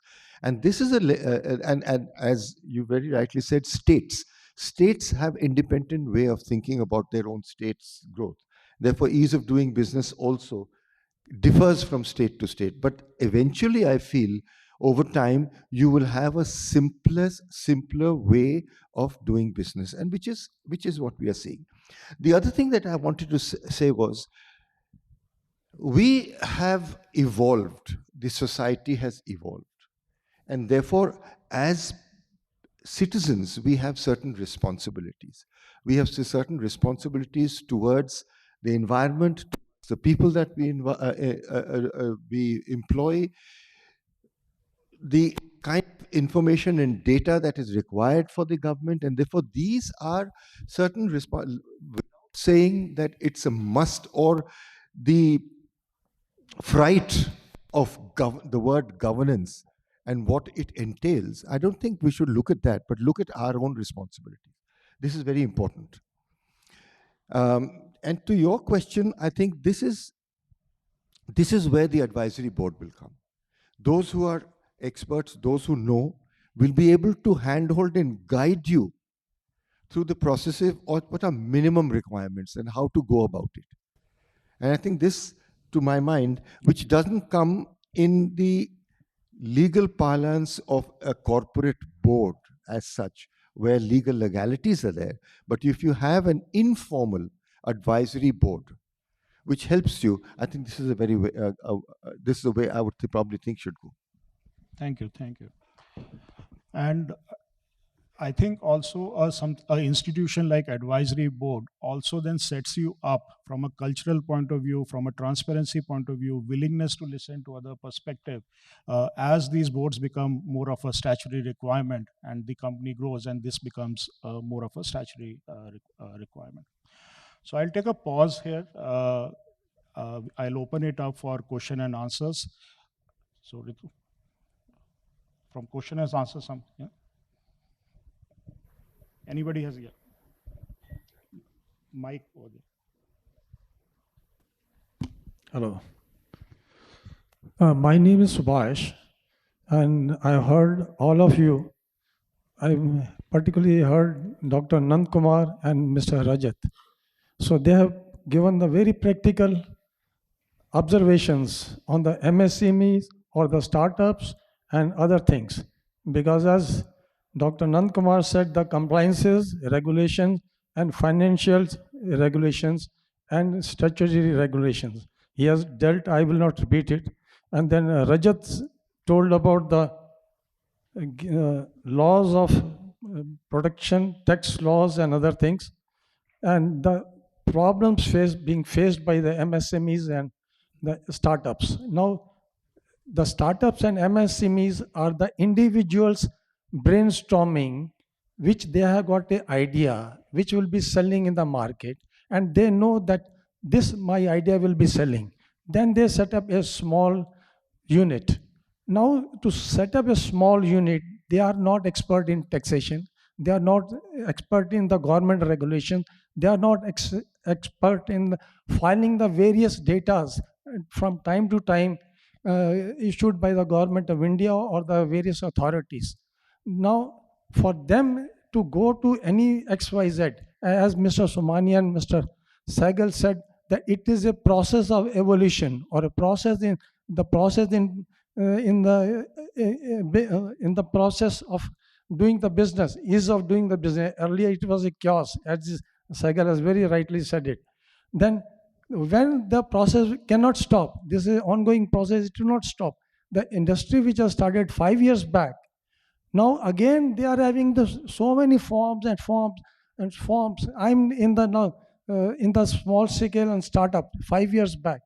We left one business because it was in doldrums. Our finances got stuck up.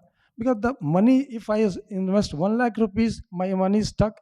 And the client which is giving me the money, ओहो मेरे पीछे से पैसा नहीं आया, मेरा 1 लाख इधर गया, दूसरे क्लाइंट को 1 लाख गया, तीसरे के पास 1 लाख गया, मेरा तो पैसा 3 लाख गया और उनसे मेरे पास एक return hardly 50,000 I will get और 60,000 आई विल गेट. तो स्मॉल स्केल उधर ही मारा जाता है. और उसके बाद जो बैंकर्स हैं, उसके बाद अथॉरिटीज़ हैं और ये है, वो कहाँ जाएंगे? So this is the problem. I fully agree with this two gentlemen who has given the ground reality to the small scale and the startups. So this is my thank you for it. Yeah, thank you for it. I would like to hear from Somani sir or Sehgal sir. Thank you.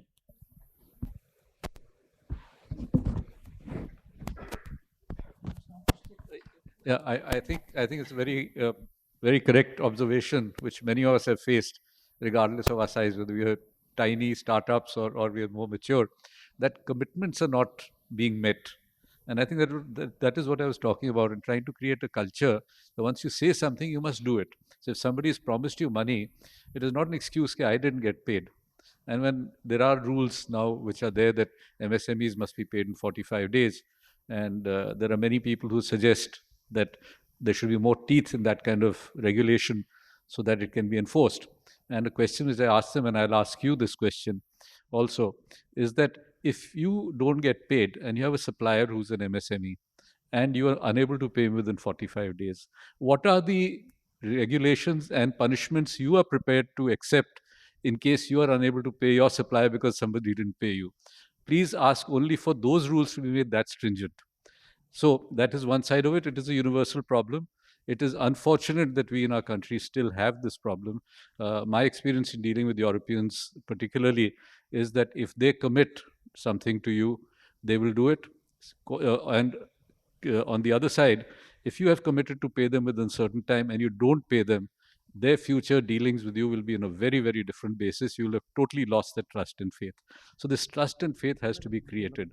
On the other side, many other problems you have described for startups, that organizations like CII and others like ours do help startups and companies with whatever information we have. I would just like to quote, for example, that 2 years ago we had a finance facilitation week, or a month rather it was, and we got together a panel of 20 banks, and we had people who were both members of CII and non-members. We assisted them in putting their requirements in a format in which the bank could take a decision. A large number of loan applications got sanctioned within the 1 week period where this interaction took place. So this kind of assistance is available from many sources, and the associations like ourselves would be happy to give whatever assistance we can to people who have these problems using our things. But what Mr. Somani said and what has been said by Mr. Puneet Gupta is that think in terms of a advisory board. Don't think you're there alone as the lone ranger. Have your friends, have your associates, have experts who are advising you in solving these problems. You'll find that you waste much less time and you make less mistakes. So if you have a group of advisors who are advising you on this, it is well worth it to have that advice, and it will facilitate your growth and overcoming these kind of obstacles. Thank you. So what you just now shared was actually classical pain points of an entrepreneur. And when you mentioned about startups, uh, not to offend all my startup friends, but I personally feel that startups is essentially the phrase startups essentially is the old wine in new bottle. It's been the same. 50 years ago, Government of India promoted technical entrepreneur scheme, and my dad, he quit a good job, well-paying job, and he was tempted into it. He set up a small-scale unit, and then he started going through exactly the same struggles that you just now outlined, whether it was related to tax or client compliances or several other issues, finances. And then by the time we were graduating out of engineering colleges, government started entrepreneurship development programs. And then now the new avatar comes in the form of startups.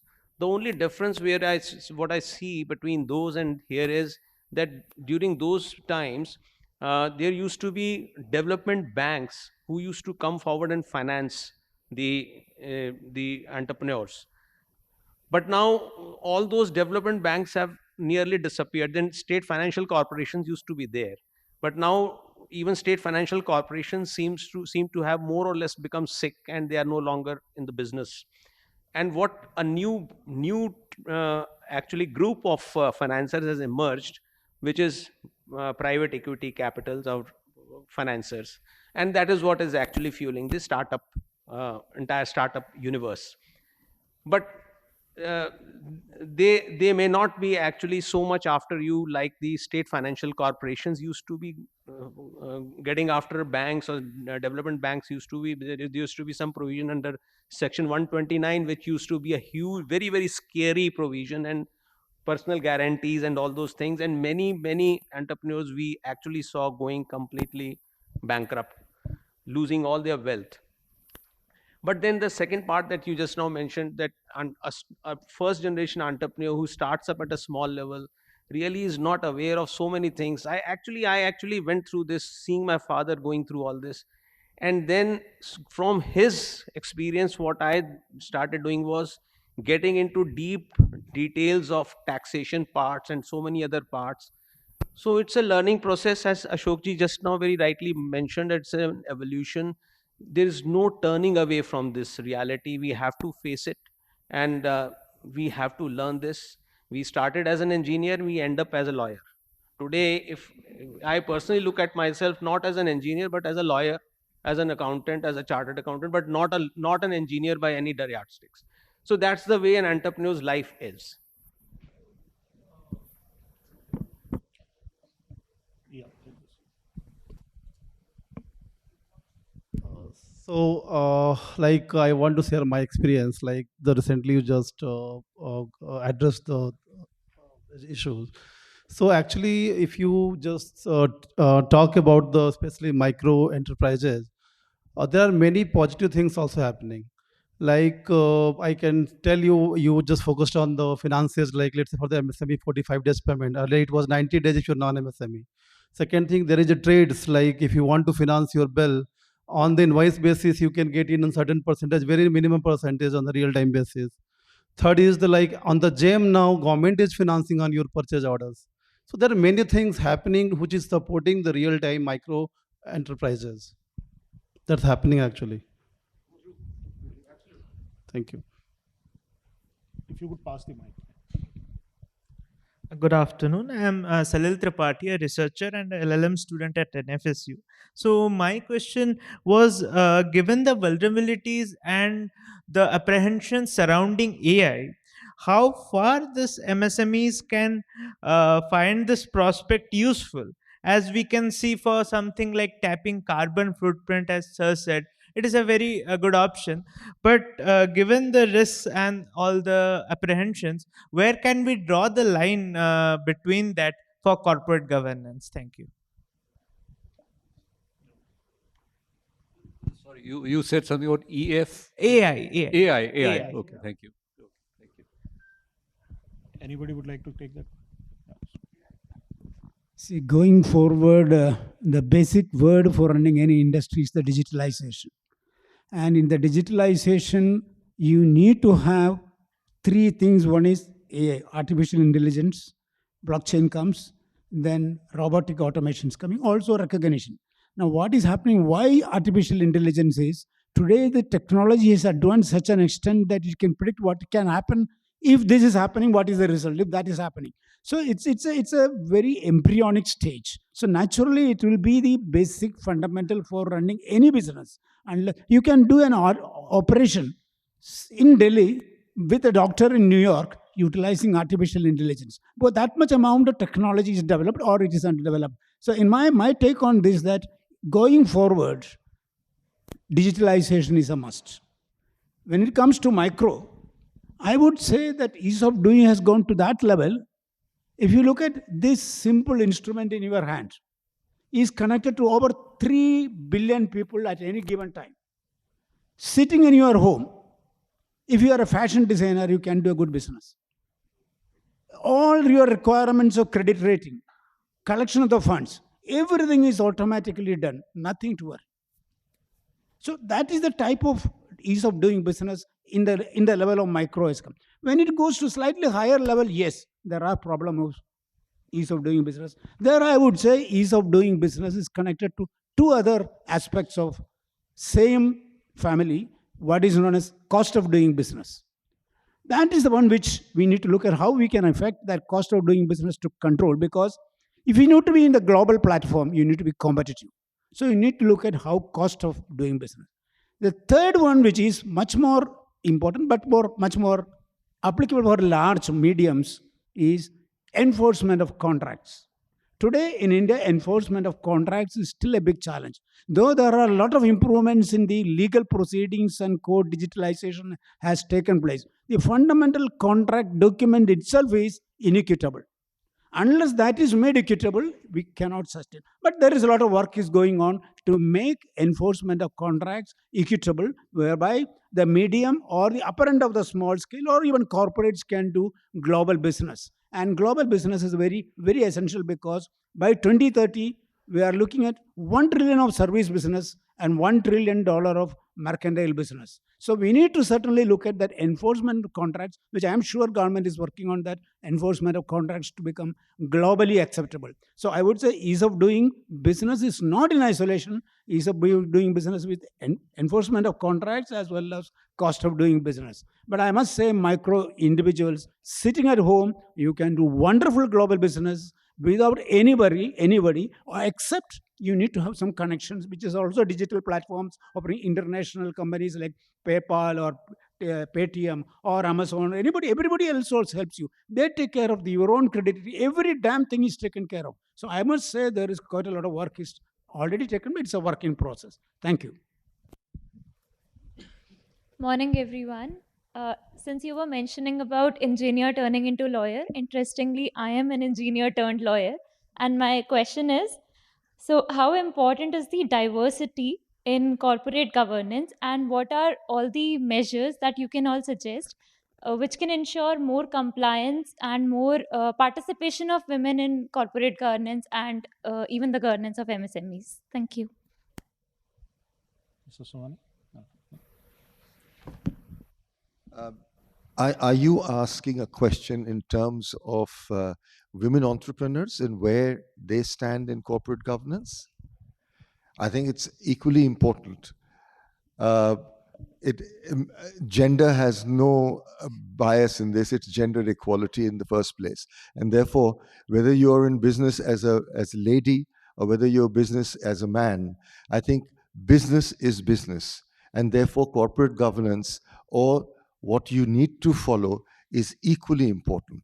So that's my answer to you. Can be adopted to ensure more participation of women? Well, I think that the drive itself is the measure. To recognize that it is important for women entrepreneurs, the growth of women entrepreneurs itself is the answer to your question. So this is a focus area as far as the government is also concerned. And if you must have noticed, if you're in business, if you're in industry, that over these last few years, how many success stories you have of women entrepreneurs. That is the proof of the pudding. And I think as a person, I firmly believe that equal opportunity and must be brought forward for women entrepreneurs, and the society should do as much as possible to try and find out ways and means of making a pathway for women entrepreneurs to come, more and more women entrepreneurs to come into the business. I just like to share that there are some affirmative action programs for women which are in position, perhaps you're aware of that in government procurement, there is a 25% reservation by all government units for the MSME sector. Within that 25%, there is a subset of 3% which is reserved for women entrepreneurs. So there is affirmative action which is beginning to take place. I don't think 3% is adequate. We hope there are more entrepreneurs like you come in. It should be, why should it not be 50-50?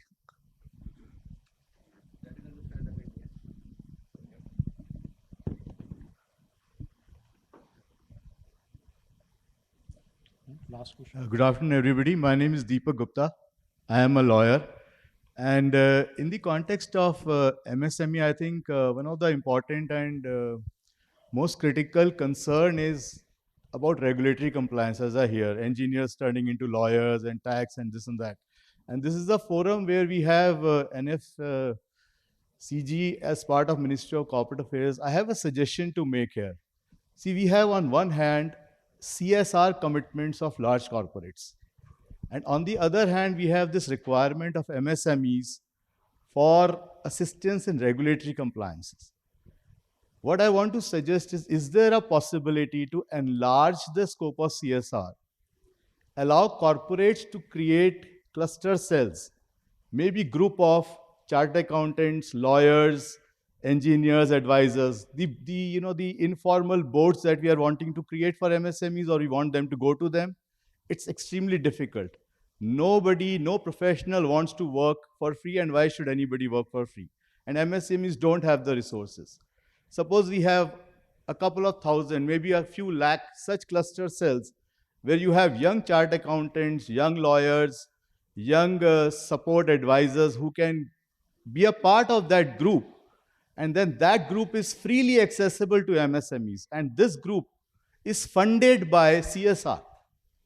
So on one hand, these thousands of groups can be created. There is going to be huge generation of employment. And professionals, young lawyers, chartered accountants, company secretaries, all of them can get good jobs. May not be high-paying jobs, but maybe high-learning jobs. And the MSMEs will get a good support, which they are today missing. So even if they need accounting skills, tally, small things like collections, notices, how to draw bills, file GST returns, all of that can be taken care of. AI will come in its own time. I can understand all of this can be taken care of AI. But in India, we have the demographics, we have the population, we have the young aspiring professionals. If CSR funding could be allowed to be used and these groups can be created, maybe with the under the aegis of organizations like NFCG, etc., then this can meet a huge need. And the second suggestion I have is to remove the fear of regulation. We can have a mechanism or a regulation at an overarching level that if an MSME has undertaken an activity and he has consulted any such group, then if there is any non-compliance that has happened in the group, the consulting group owns that they have advised, because there is huge amount of ambiguity about laws. If this consulting group approves that this action was taken by the MSME after consultation with the group, even if it is non-compliant, even if it is in the area of ambiguity, then we can provide an immunity to the MSME and maybe take remedial actions for future. So maybe we can reduce fear, support MSME, and utilize CSR to promote business, and in addition to whatever general CSR that is happening. So these are my two thoughts and suggestions, maybe for comment. Thank you. Anybody would like to? You see, as far as CSR is concerned, the rules or what is covered doesn't fit into the gambit, but there's a suggestion. And I think if there's anybody here from the government or what, we can take it up for them to say that. The question would be who will control it? So these are nitty-gritty, so I don't want to get into that for the time being. Your second was, if I may, if you might just remind me, there was another thing you said beyond that. No, that's okay. The second after that, but this is when you say a group, it has to be created by an organization which is not run by any individual company. Therefore, it has to be something which the government will have to do, or a group, or whatever it is. So that's something. There's another thing that you had said. Linked to this, that if you have a group like this, which is created under, let's say, the aegis of the Ministry of Corporate Affairs, and there are hundreds of these approved groups, like you have an approved group of auditors, if there are hundreds of these approved groups and one of these groups have supported an MSME in any action, let's say advise on GST, etc., and there is some non-compliance as a result of that has happened, then the MSME should have an immunity. You can take remedial actions, but there is no penalty, no nothing that follows because they have consulted such a group. See, I have another view of this. And my view is more to say that every industry has a certain responsibility. Yes, we need to say that we need time to prepare ourselves. And therefore, any kind of, if you have an inspector or whatever it is, it should be facilitative and not punitive. The punity should come after you have proved that you are a continuous person who is going to flout the laws. Then yes, I think anybody here would agree to me that if you're going to continue to do the same things, you need to be punished. But then I think the law should be that for a few years, give them time to correct themselves, to bring them to a certain level of regulatory compliance. Mistakes happen, and therefore it has to be a facilitation. That, okay, if the mistake has happened, you say that this is what has happened, please correct it, and we'll see it next year. We'll not punish them in the very same year. So the approach has to be more to say consultative, the more to say that let's facilitate you to bring you to a level where you can comply with the laws. And that's how a practical way of working would be. If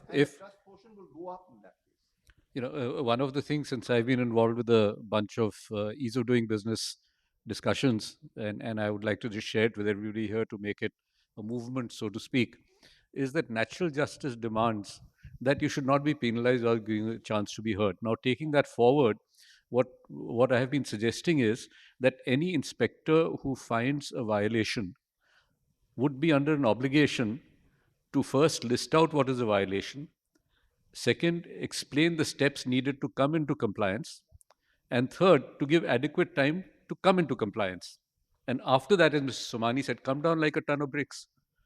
Because once when in one of the meetings when I proposed this, the government side said, but the inspector may not know what all the violations are there. And everybody laughed. We said, if he doesn't know, what do you expect us to do here? Right? So the laws are complicated.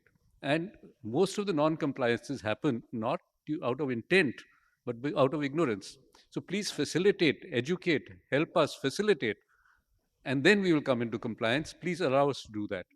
And I think that is what natural justice demands. So let's make this a general approach to all laws which are applicable to anything and everybody, not just industry. Absolutely. That's what we need. Thanks a lot. Thanks to my panel members for your views. And thank you, the audience. Thank you for your great questions. You want to add anything? Thank you so much. Can you hear me? Thank you so much. It was a very insightful session. Thank you all for being here. And some of the takeaways that we just heard from, our stellar panelists were like, corporate governance is a journey which is still evolving. We need, structured approach, and we need to develop a culture of corporate governance. And regulatory framework should be more facilitative going forward, which is the ask for, I think, everybody here. And, we are, as NFCG, we are also doing a lot of work with experts like you, to create some governance principle, corporate governance principles. So for that, we're coming up with a research with the CII on corporate governance in MSME and startups. So there is a small questionnaire in your kit. I would request all of you to please fill it and drop it at the reception, because that would be first-hand, views of all of you here on corporate governance in MSMEs and startups. Thank you once again for being here. Thank you.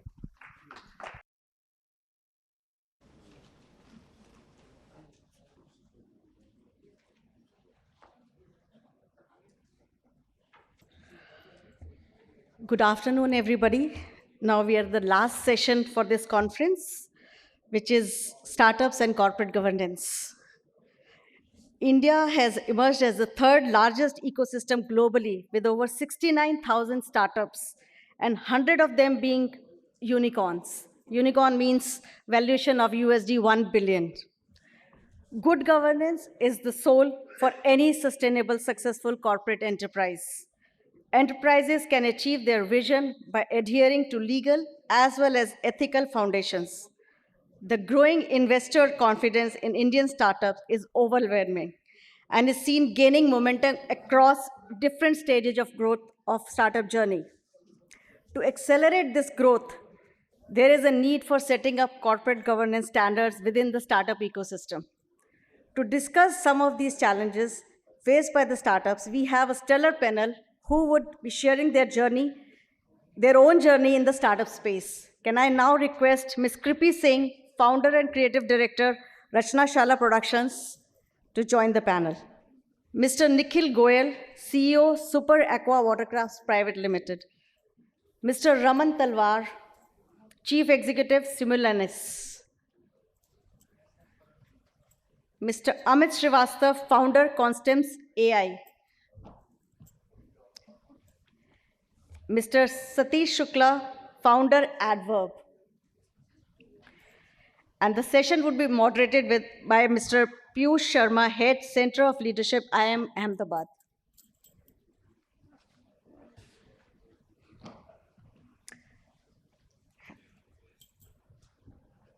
Thank you, everybody. And now I hand over to Mr. Piyush to take it forward.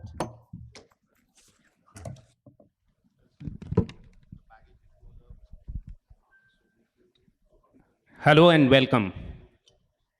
Hi, guys. So I've been observing with interest since morning that most of the discussions have, for some reason, been gravitating towards a situation of somehow getting into a discussion on startups. So I was just looking at human history and I realized that we, the human beings, have been on planet Earth for nearly 200,000 years, right? And for the largest period of time, during this time, we have had a religion-centric worldview. About 250 odd years ago, we had industrial revolution, and then we had a science-centric worldview emerging as an alternative worldview. Over the last about 40, 50 odd years, the worldview is clearly shifting to a technology-centric worldview. And I was looking at the profile of people that we have in the stellar panel, and most of it is a heavy-duty technology panel. So 1995 is the year when the top 15 consumer technology and internet companies of the world, between them, had a combined valuation of $16.5 billion. All right? Fast forward 20 years later, 2015, the top 15 consumer technology and internet companies of the world, between them, have a valuation of $3 trillion. $16.5 billion in 1995 was considered a whopping valuation. 16.5 and $3 trillion, right? So we obviously not talking inflation adjustment here. Something drastic has happened to the world. And that drastic thing is the arrival of the startup ecosystem. That drastic thing is something called the platform business model. That drastic thing is the technology-centric worldview that I earlier talked about. So what you saw in 2015 was that there were some 300 unicorns around the world. Only 70% of them were technology-centric companies. Today, you have 700 unicorns, as we just learned, 100 unicorns, which means 1 out of those 7 unicorns is from India, right? And we have a very great panel here, some of us coming from the space of AI, some from blockchain, and some from deep tech, right? We also have an interesting person in Kripi who's, I would be requesting to share her journey because she comes with a very distinct profile, not only from a gender perspective, but also from the company that she's running, which is in a way technology driven, but yet has a unique journey. So one of the important things and why I gave that background is because what we're realizing is, and when I was looking at some of the lawyers in the hall, lawyers in the room, I realized that technology and governance, technology and law have had a very unique relationship, especially over the last few years, right? You have been witnessing a world where we've just not been able to keep pace. Law is almost always lagging behind, and technology is like running away like hell, right? There is GDPR on one side of the world as far as personal data protection is concerned. There is the Korea and the China system. There is the US laissez-faire system. There is the Indian system, which is perhaps a replica of what happens in what is more or less like a European system, GDPR, right? So here is a situation where governance is basically referring to a situation of being able to balance, achieve that healthy balance between the promoters, the state shareholders, the employees, the customers, right? And 2019 US conference, a 100-year-old concept of the role of a corporation got shifted from that of serving the interests of the shareholders to now serving the interests first and foremost of the employees, the customers, the suppliers, the society, and finally give reasonable returns to the shareholders. So very, very clearly governance is at the heart of it. And governance, especially in the context of startups, to the extent that today we're witnessing a situation where startups are the ones which all governments around the world are also promoting. We also have a unique situation. 75% of the startups in the US, 3 out of 4 go on to fail, right? This is the mecca of entrepreneurship in the world. And 90% of the startups in India go on to fail. We have had stellar cases of controversies related to Bharat Pay, related to Paytm IPO just now, related to tens of other startups. So perhaps the importance of governance cannot just be emphasized enough, right? And that is where I am so excited to be in this panel, and I am so excitedly looking forward to what our young entrepreneurs have to say. So I have a few questions which I thought I would be asking you.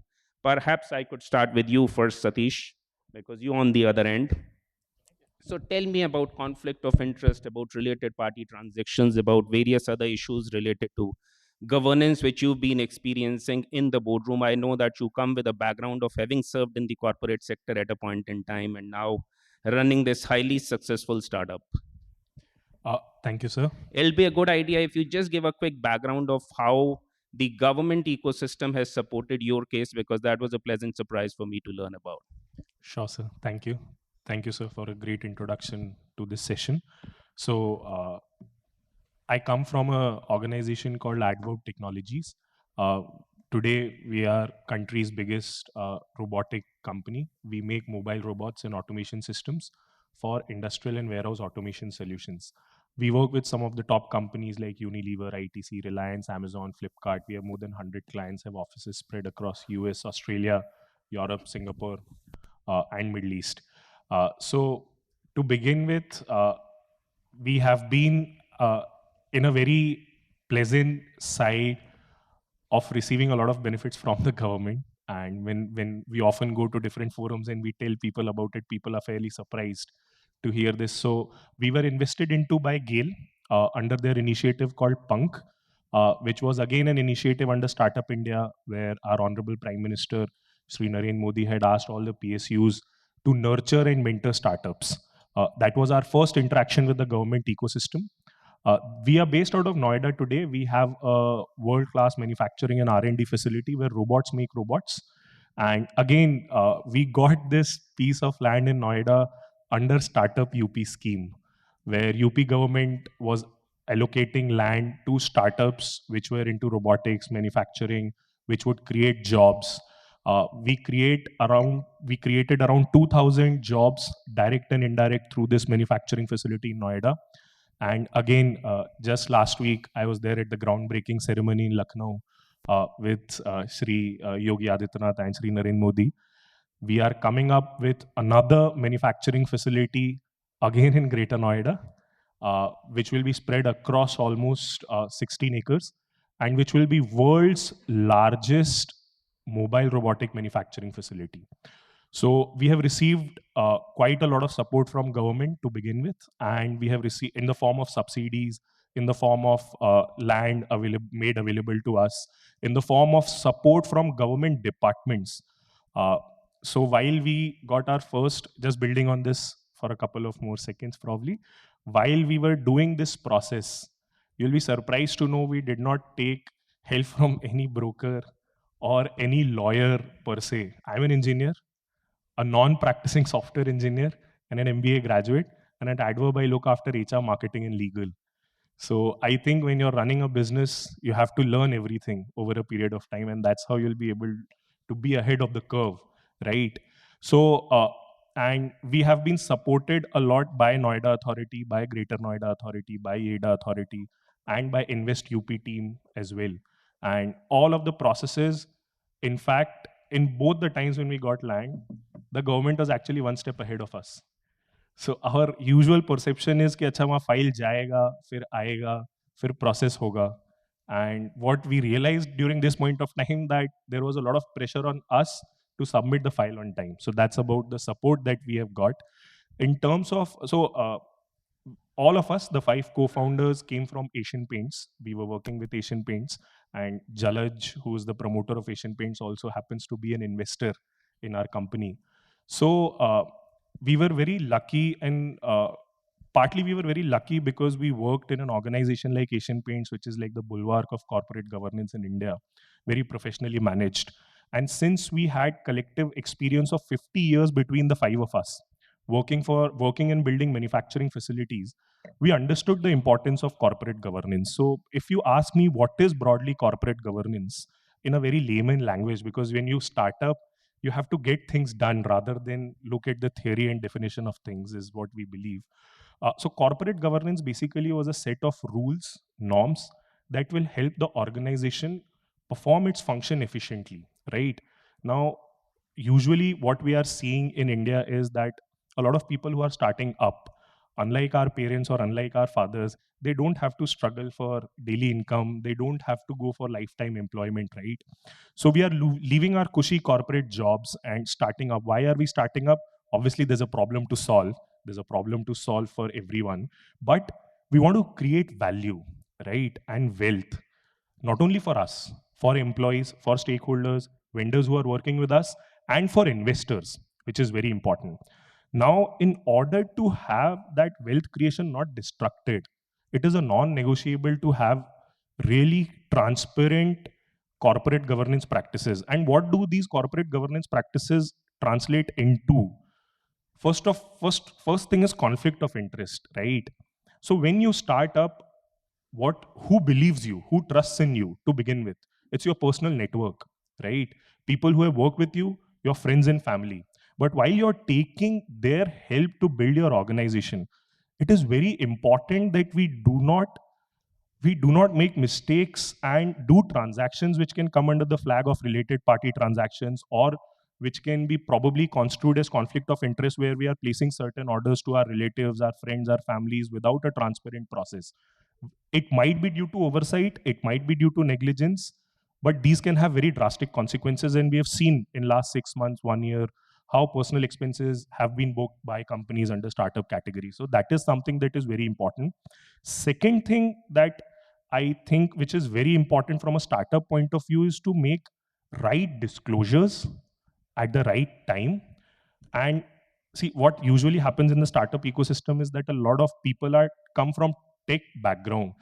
But this is something that I personally believe, and we have put in a lot of effort because we came from a company like Asian Paints, was we need to understand our balance sheets very, very well, right? Profitable, non-profitable is a different thing. We need to understand what is getting recognized as a revenue, what kind of expenses are getting charged under the head of expenses, right? What kind of expenses are being booked? This becomes very important when you have investors on your board, when you have money on your board, even if it's private equity money, even if it's VC money, because your startup, if it fails due to corporate governance lapses, it can have bullwhip effect in the entire ecosystem, right? And I'll just quote a small example before concluding quickly. When we started the company, there was this famous e-commerce company which had done a down round, and I would not like to name the company. They had done a down round and they had given compensations of 28 lakhs, 30 lakhs, and people now out of this 30 lakhs, 70% was stock option down the drain. People had to leave. And I remember I had to make more than 1,000 calls to candidates to tell them that no, nothing like this will happen. So these are the kind of bullwhip effect that can happen if there are lapses in corporate governance, and it can have some really drastic consequences down the line. You might not face it immediately. Perfect. Thank you, Satish. Thank you for providing and setting the context so rightfully. I am happy that you bring up the concept of something called value. A business exists to create value, so said Peter F. Drucker, the father of management, right? And the father of marketing, Philip Kotler, told us that the 4 P's of marketing are fundamentally linked to being able to develop something called brand positioning, which comes from something called customer value proposition.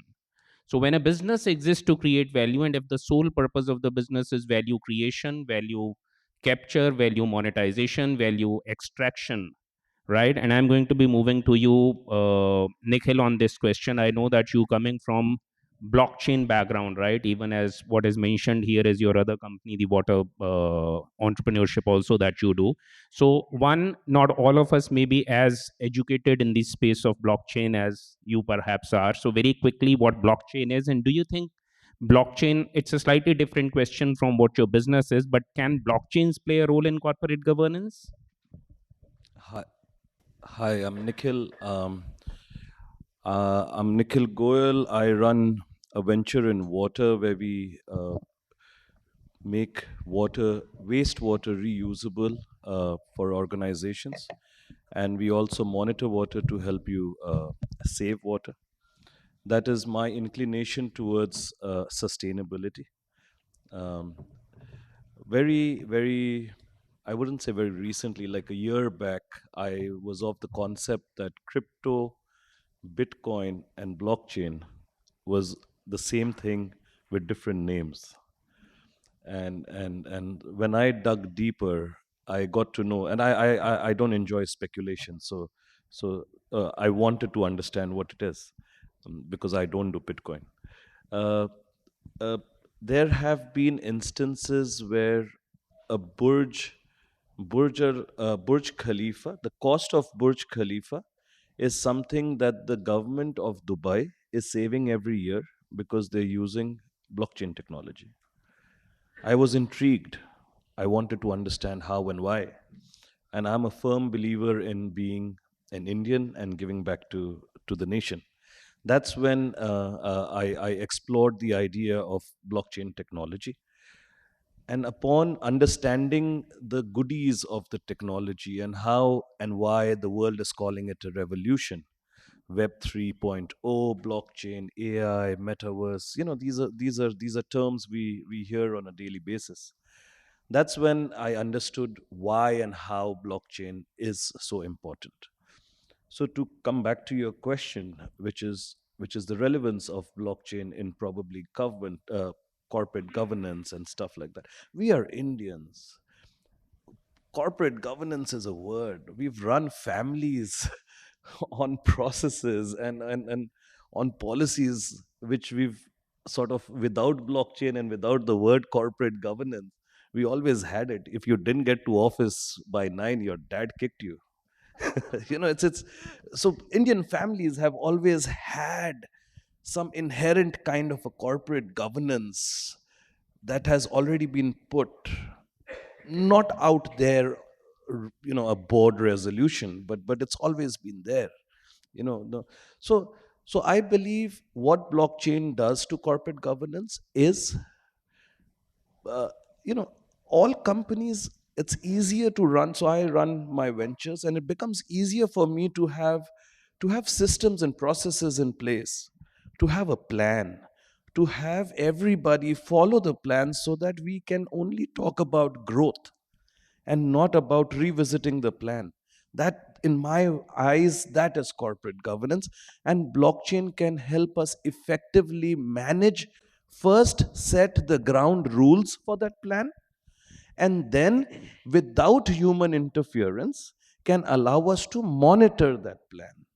So what it helps us do is make smart contracts which sets the ground rules for maybe a board, maybe a leadership team, maybe people who are concerned, because we all want growth. Our friend here just said they provided 2,000 people employment. He cannot micromanage everybody. There has to be systems and processes put in place which he does not want to be played around with. That's where blockchain comes into play. One. Two, data security. I mean, all of us assume that our data is on cloud, it's on servers, it's in the um, you know hard copy form. A lot of us have lost. We find our old report cards below the gadda. Being an Indian again, I'm sure most of you have felt it. All of this, sometimes the termites eat it, or your data is misused because it's on a common server. So coming to, so we actually making a solution for the Indian Railways, where we are looking at staff credential management, where they are now showing concern. The EME school of the Indian Army, who we working with, has 600 applications of asking them to give them certificates of pass out, which they did back in the day. But because either the mice, the rats, the chuha has eaten up that hard copy, or there was a short circuit and the server blew up, or there is somebody with the wrong intent who does not want that, is trying his best to remove that data. But these 600 people are missing out on maybe a growth in their lives, or maybe a post graduation which they should be doing. So all of this again comes back to how and why we can use blockchain. Also, the beauty of blockchain is it can be sort of, the relevance stays and the solution can be customized. So it's nice and flexible. Yeah, I hope I answered your question. Good. Thank you. Nikhil, I'm happy that you provided that historically Indian patriarchal system, which kind of you drew an analogy of how that could possibly also relate to the organism called corporation, and from a patriarchal system to something called diversity, equity, and inclusion. Once again, the buzzwords of the day. So, Krippy, Krippy, Krippy. Thank you very much for being here. I'm so happy that after all the heavy duty technology dope, we have someone who could share with us her unique journey. I can see that your company is named very beautifully Rachna Shala, right? So, tell us briefly about your journey, the company that you set up. What role does, I know this question was asked in some other form, what role does gender play in corporate governance? And perhaps the voices in the boardroom, do they matter? And are they the ones that really should be credited for the success of a startup? Thank you, Piyush. Very good afternoon, everyone. I am Krippy. I run a film production. I'm a filmmaker and I run a film production company called Rachna Shala Productions. Though I am on this diverse panel with people from technology, AI, water. So my journey has been very different. I come from a creative background and I have an experience of 14 years in the industry where I did television commercials, films, all sorts of creative stuff. But when I started my entrepreneurial journey, right, I was not fascinated by the startup fad. What was the driving factor was that I always wanted to build something of my own, and being in media, I just thought of what it could be, and it was a film production company or a video production company. Well, the time I started my journey in 2020, right before COVID, things were very difficult for us, right? Me being from creative background, we made a lot of mistakes. So was my co-founder with me, and we were not very sure. And I never had any, educational qualification, which was from business and stuff like that. So we made a lot of mistakes, and we learned from those mistakes. which definitely did help us, in this 2.5 years of journey, which did help us, not just in understanding what business is, and how can we grow, how to scale up, and things were very difficult when we were thinking of building a team. Though we are a bootstrap startup and we never wanted to have funding or anything of that sort, because of limitation of knowledge, awareness, right, where we could have like really utilized those schemes, or just like my colleague, panelist, one of the panelists, Mr. Shukla, said, he utilized all those schemes and all, and definitely we were not able to do that, right. When we talk about voices being heard, at the boardroom, I'll tell you from my own experience, as we were very unsure of how to go about the business and what to do.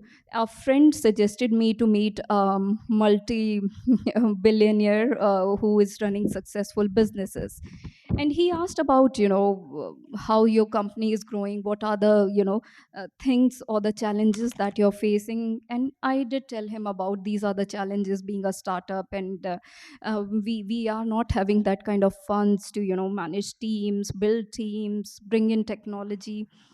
So the very important thing that he told me was, out of two three things, was have a strong and independent boardroom.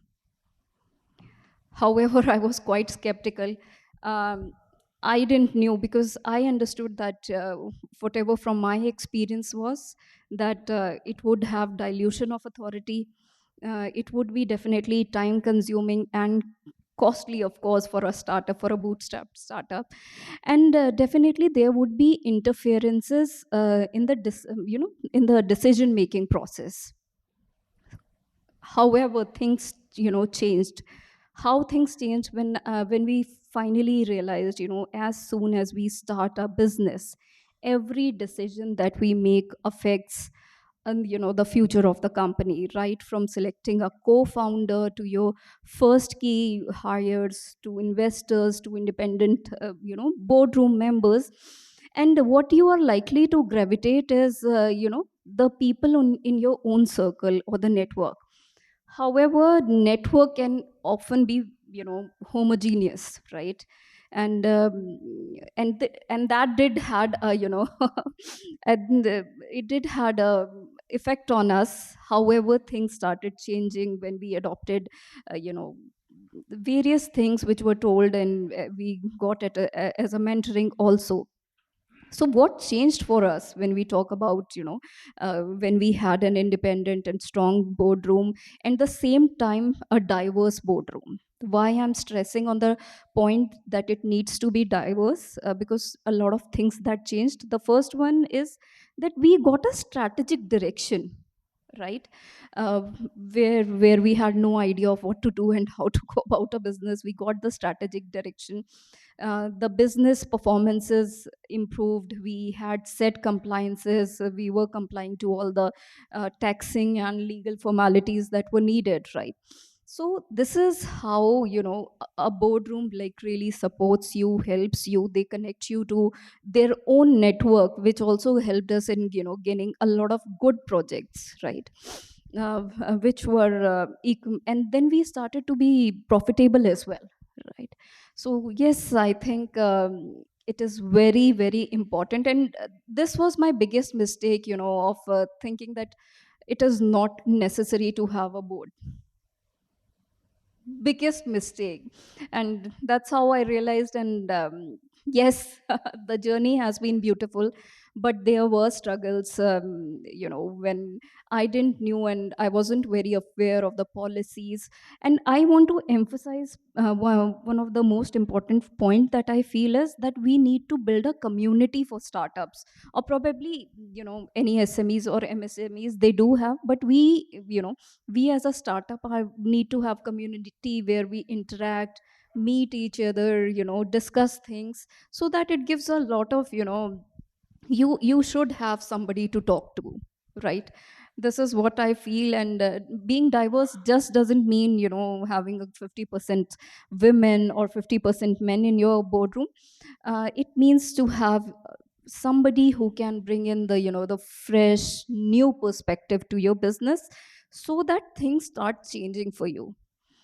I have literally, not coming from the business background, and I'm a first generation entrepreneur.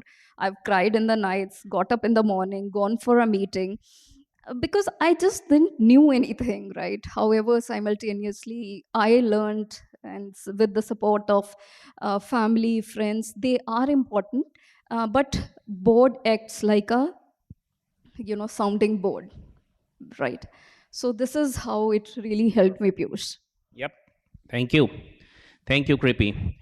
So Elon Musk and the rest of the world is quite divided on whether AI will tomorrow destroy humanity, right? As Elon Musk says that it is one of the most dangerous things to be, and it's worse than North Korea, right? And we have someone in whose signatures on the company, I noticed that there is the word AI occurring. I'm not going to be doing any crystal ball gazing here, but I realize that perhaps the company that you run is coming from a deep technology background, Amit. So tell us about what this deep technology conundrum is all about, one. And two, I would think that deep technology companies typically have a long term view, right? So, on a long term vision that relatively speaking a deep technology startup already has, does that kind of help in achieving success from the point of view of corporate governance? Thanks, Nikhil. So, hi everyone. Amit Shrivastava here. We run Constance AI, and as the name suggests, it's an AI company.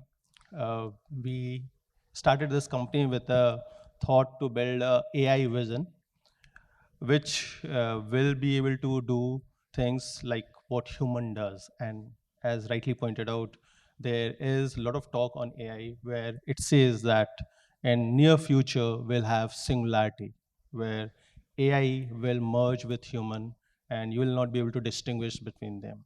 And what will happen after that is what we are not worried about. What should happen before that and how do we reach there is what our company focuses. And today we are building AI vision based agriculture products, agriculture sorting machines, and agriculture weeding machines. So you can do a cashew nut sortings, you can look at tea, coffee sortings, so things like those. And we're also in FMCG where we are looking at bottles to give consumer a better view of what they are looking at. So this is a brief about the company.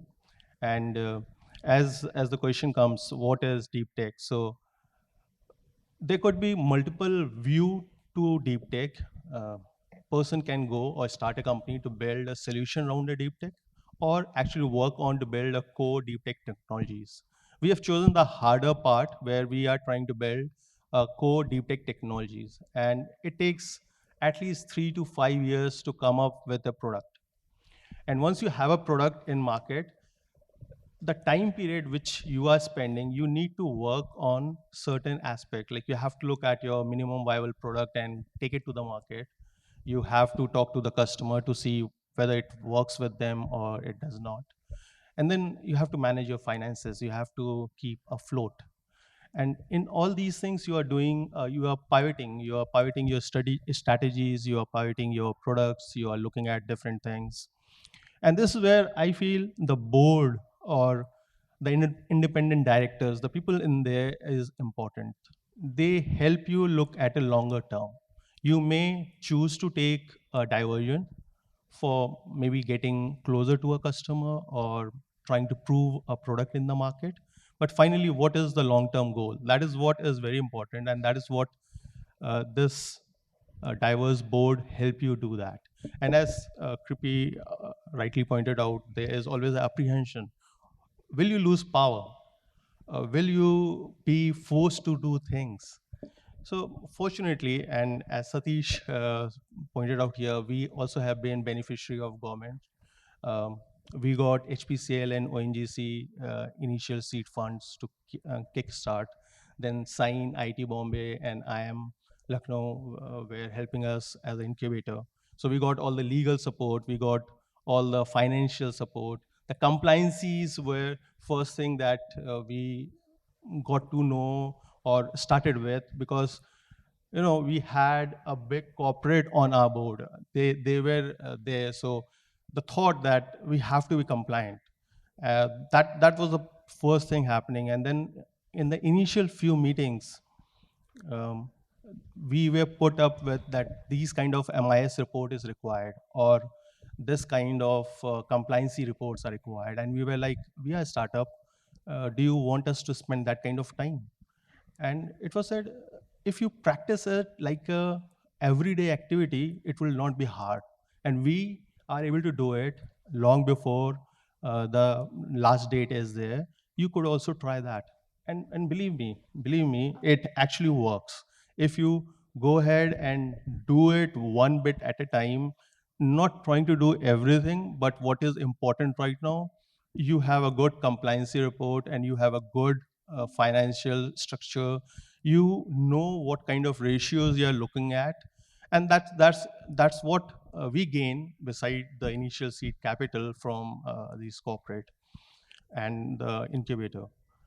So that's one aspect. So compliancy is there, of course, it has to be there. Financial part is there. Then what is very important is this long-term vision, and also who you are hiring. So as a founder, when you start, you do everything. You do the sales, you do the technology, you do the. I mean, we also did. I mean, I coded at night and did meeting in the morning. So that is how it started. Now we have team which can do that. But then this board has been very helpful in trying to tell that now you should have someone who can take this role, or you should. I mean, it's like getting you out of your comfort zone. It's always comfortable to do things ourselves. Delegating is the toughest job. So that is where this corporate governance actually help you in doing that. And how I see it, I mean, I have people where they have been in Intels of the world, and they have been looking at technologies much ahead of me. So what is very important to have these people who can look at the trends and how these trends are going to impact your company. And then you can look at these trends which they are telling you, and actually do a pivotal, or you can do a strategy. So there is a long term and short term. So long term is always has to be in view, and this board meetings are something where we are presenting, and this presentations itself, when we are doing that, it's actually stop you and let you think what you want to do. So those are so important parts. Now we have a regular meetings, like we have a defined calendars. Of course, we do shift here and there, but we have a defined calendars. And when we started this, we never thought this could be so powerful. So that's my take on this. And yeah, thank you. Yep. Thank you, Amit. So very clearly, there seems to be unanimity of opinion from the founders group here that there is a nuanced understanding of governance as far as the startup community is concerned. Now we understand that corporate governance fundamentally stands on the pillars of accountability, integrity, responsibility, fairness, responsibility, right? And this question is for you, Satish. I know that in terms of integrity, there are limits on the remuneration of key personnel, but because you guys are about 5 founders, right? So tell me specifically about the remuneration of founders, and how does the corporate governance, I mean, the context of corporate governance and remuneration. Sure. So that's a really good point, sir, that you've touched upon. And before I come to that answer, again, I'll take a step back, go again to 2016-17, where Amazon was competing big in India and they had big plans. And there was a lot of upheaval at this Indian e-commerce company, which eventually got invested into by one of the largest retailers of the world. One of the things that I remember reading, evidently at that point of time, is a top 5, which was printed in Economic Times in big letters, was this compensation of top 5 people at Amazon, compensation of top 5 people at this e-commerce company, and compensation of the top 3 people at the second Indian e-commerce company, right? And Amazon's compensation was X of these 5 people.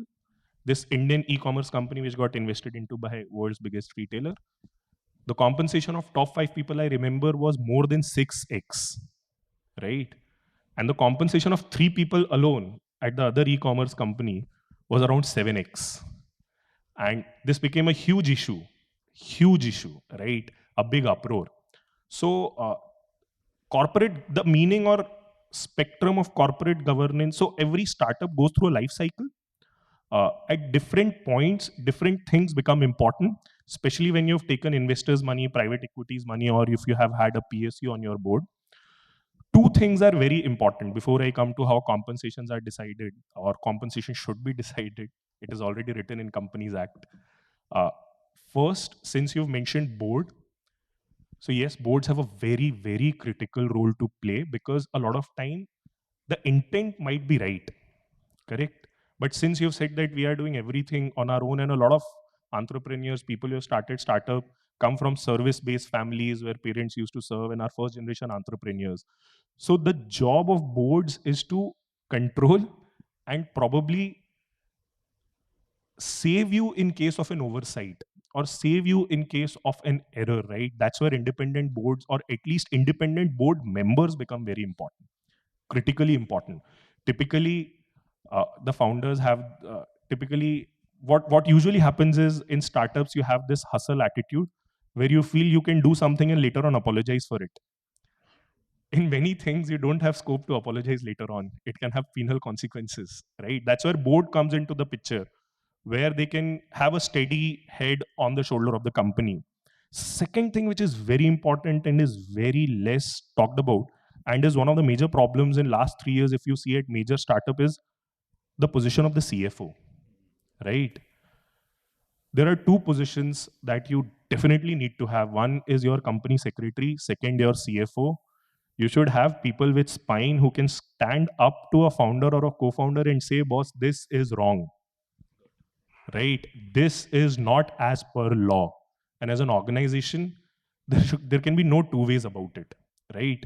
Now, once you have these things, it is very important to have a remuneration committee in the organization which acts as per company's law, and that's where the role of CFO, company secretary, key management personnel becomes very important, right?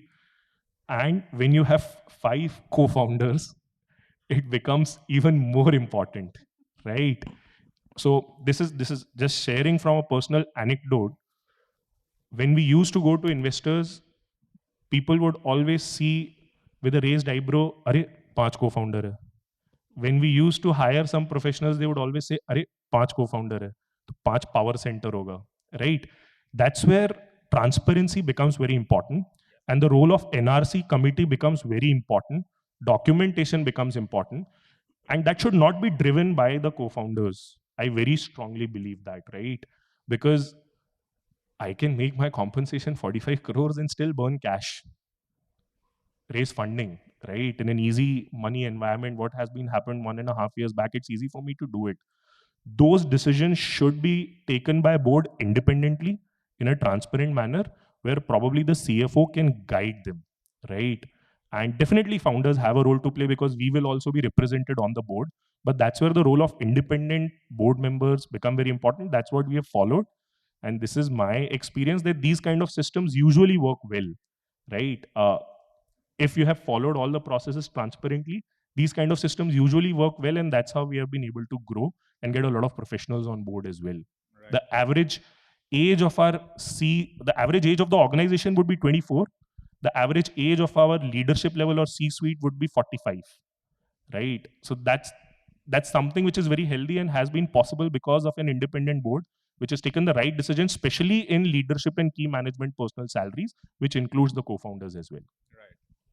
Thank you. Thank you, Satish. And thank you also for alluding to the new Companies Act 2013, which actually came out with all the audit committees and various other committees that we need to be having and independent directors that you need to be bringing in. Great. I have a question of you now, Nikhil, and we all understand that perhaps it is being practiced as we are hearing and that it is important. But how does a board really work towards strengthening corporate governance? So I think the first aspect of corporate governance is you can't play football without having the rules. That's how easy it is. I mean, we want to concentrate on building the company. We want to concentrate on developing business. We want to concentrate on growing. We want to not we want to set, I mean, the world is working on the rules that are set for ourselves.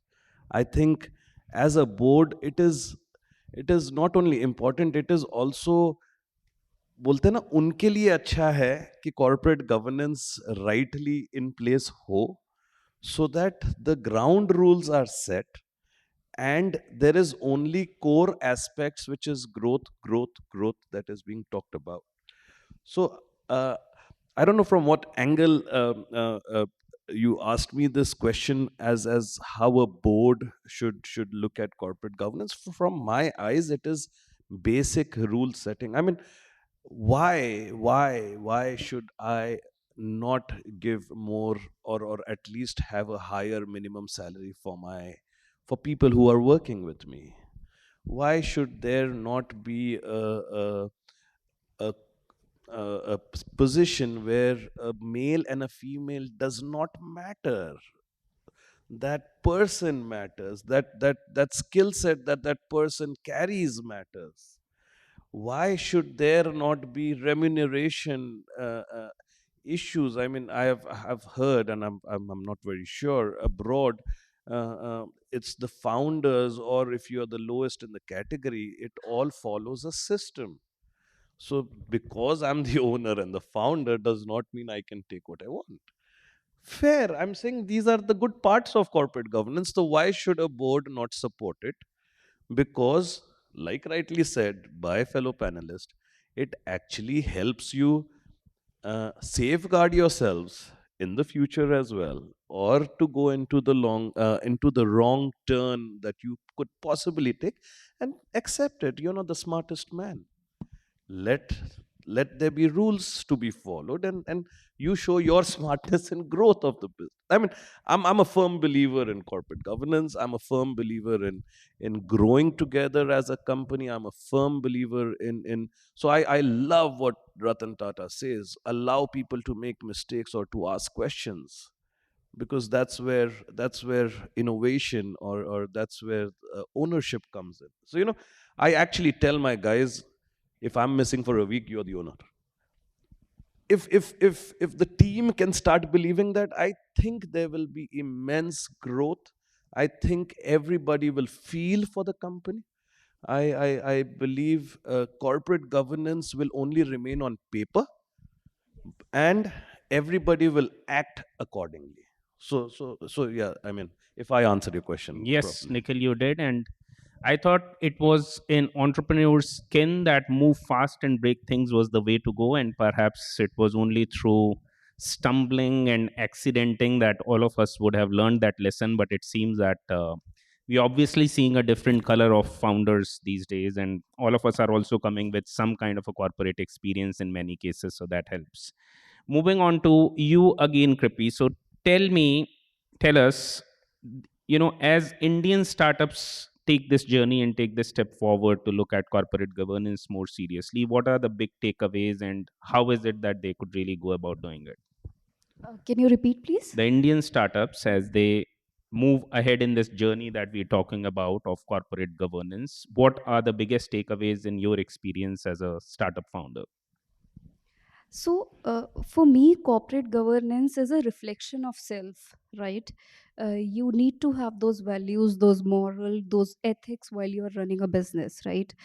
Some of the founders and co-founders are, very well known and are well received in every household. And thanks to a great business show that was recently, got air.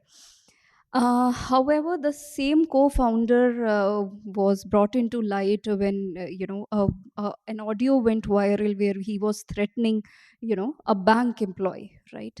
So the being a reflection of the self, right? And when this incident happened, so it reflected on the corporate profile of the company, right?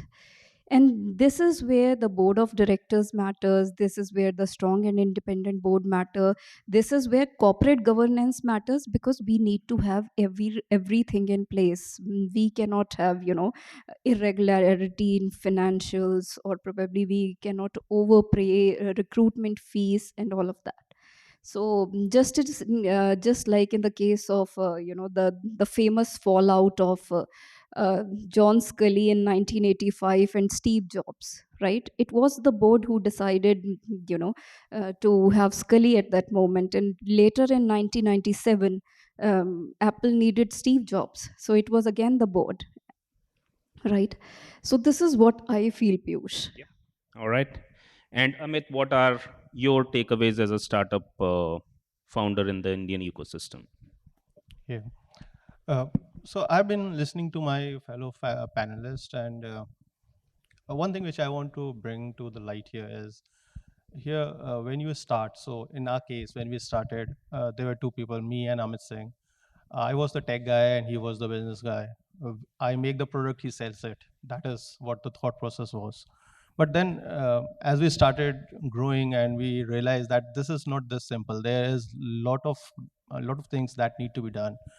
There has to be a finance guy. There has to be a person who can actually do BD or a customer support. So it's not just selling, you have to take care of your customers. So there's multiple facet of it. And so finance, legal. So I started looking after technology, finance, legal. And then as rightly pointed out, you have to have people. And then if you are trying to inculcate, so if I go back a little, the first thing that we learned is that you create value. When you create value, everything will fall in place. So you have to think from value point of view. And this is what happened when we were hiring people. You have to hire people who has that value, who can stand up, as rightly said by Satish, that the CFO has to be strong. He has to be strong, not only to tell co-founders and founders that this is wrong, but for everyone else in the company that this is wrong and it will not pass through.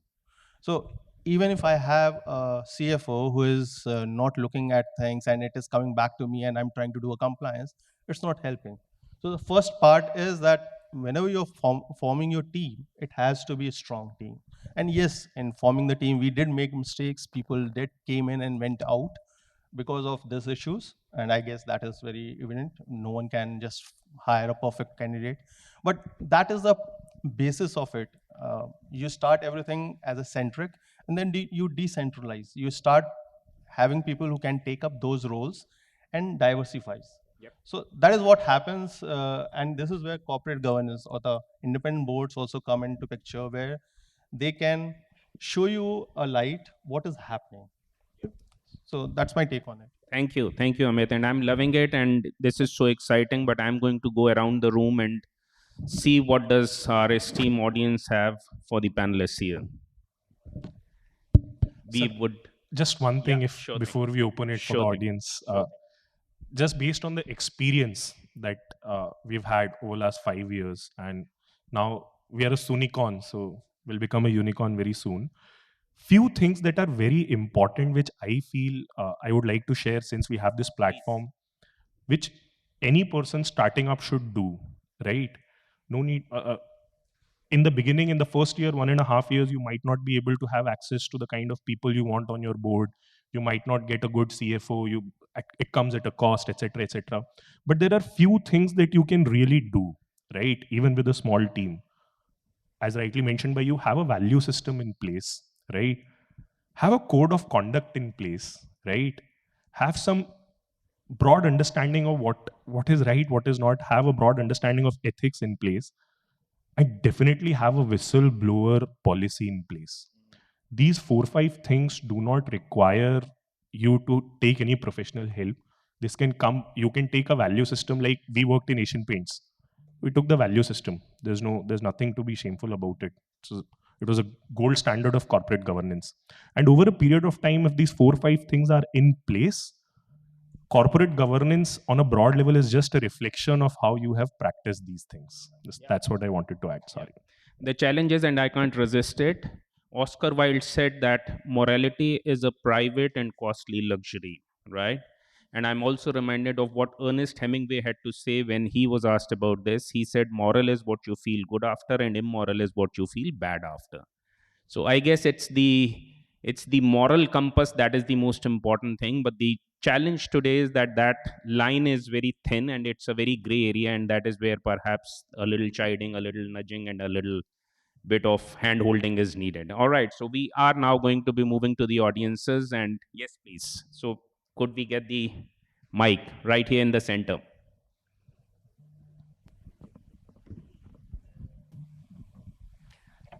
Good afternoon.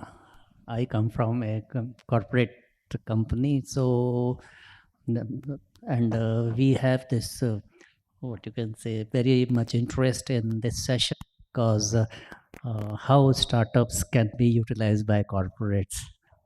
That the question here is that the panelists all sitting here, please answer any one of you that the practical reality is while we talk of all this value system and everything, the companies fall into a catch-20 position when there is a situation of harassment by say X department of government or anybody, and there a call has to be taken whether to get it managed or leave it. So how do the startups take up this call, that where they will go? Be frank in answering, because it should not be to what you can say decorate the things. Thank you very much.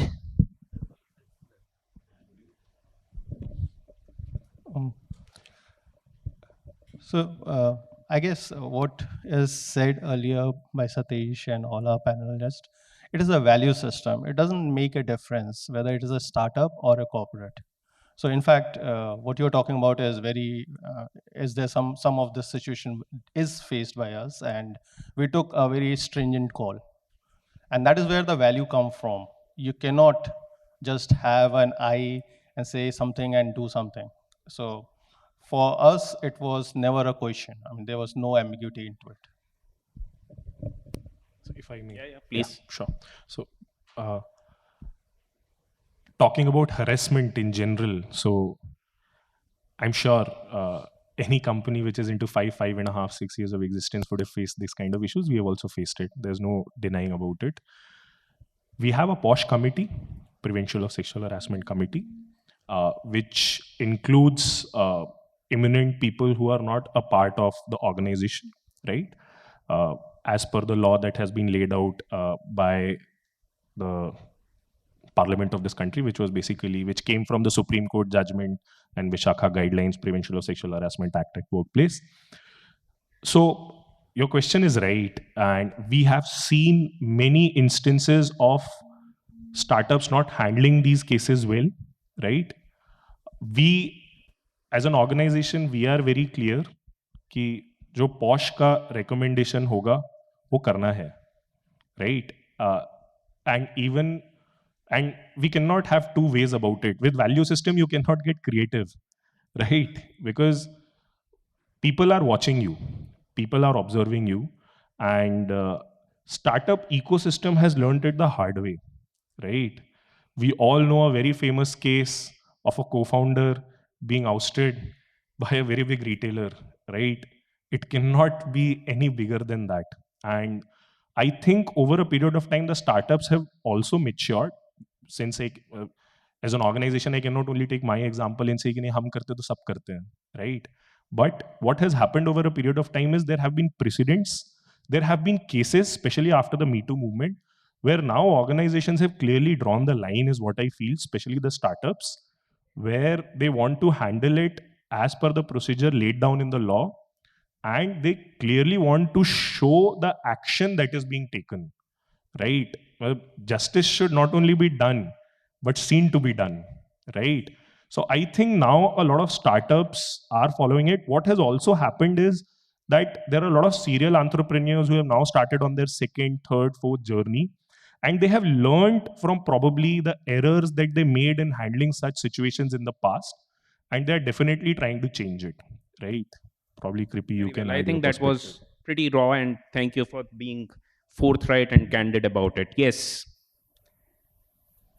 I know we're holding. Yes, please, in the corner out there. Yeah. Hello. Sir, I come from Tata's. You just mentioned, Mr. Nikhil mentioned Tata's about it, and I feel proud of that. Uh, I want to know just one thing. Everyone knows in this world that 90% of the startups do get failed. But I have a strong feeling that 100% of the entrepreneurs are successful. So, what is bringing this bridge widen? I mean, is this the approach which is for the entrepreneurs is that not correct, or is it the environment laid in the country, or the or you can say the regulations which are affecting the startups to be a successful one? There's something missing because there is ample of talent. If people are successful in their personal life, may not be as a startup, but this they are successful. And as soon as they go for a startup, they do get failed. There is a bridge. There is some gap, and if someone can throw light upon this, that will be really thankful. I'm sorry, I didn't get that. They get paid. Sorry.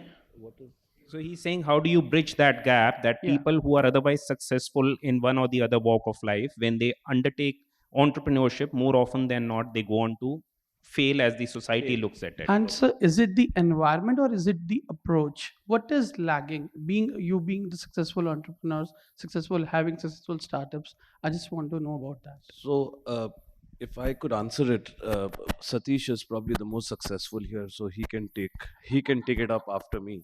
But I believe number one, taking the plunge is success in itself. It's very, very, very, very, very difficult to start the journey. So I believe success starts from day one when your intent is right, and you really want to do something, and you're really trying to see the end of the tunnel, and you sort of put your brains and your dreams into real work. So there is, I understand there are lots of talkers. You're actually walking that talk. That is point number one. Point number two is, when you talk about failure, there are people who start to be doomed because they something that my fellow panelists have said, which I love, is bringing value on the table.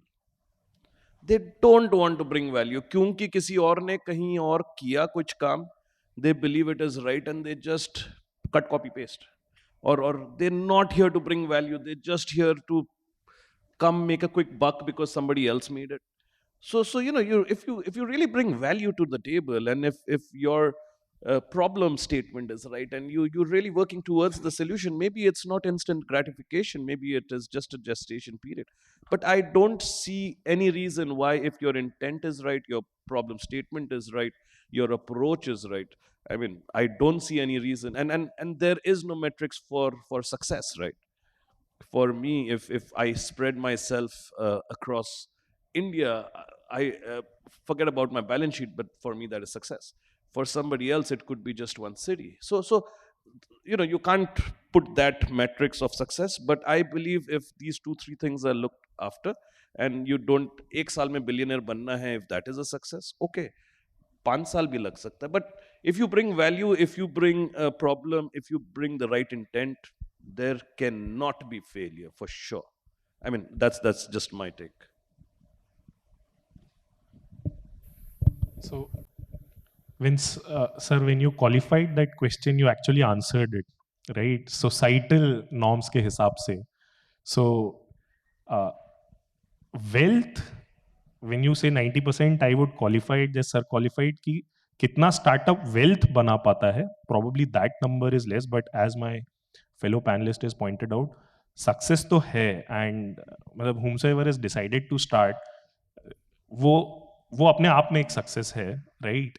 Wealth बनता है नहीं बनता, it's a host of factors. That's why it is said the end is not important, the journey is important, right? And whomsoever has decided to go on that journey has become successful. And failure of a startup to create wealth or value for all stakeholder, monetary value, cannot only be attributed to regulatory environment. I just take one more minute and probably dwell on it.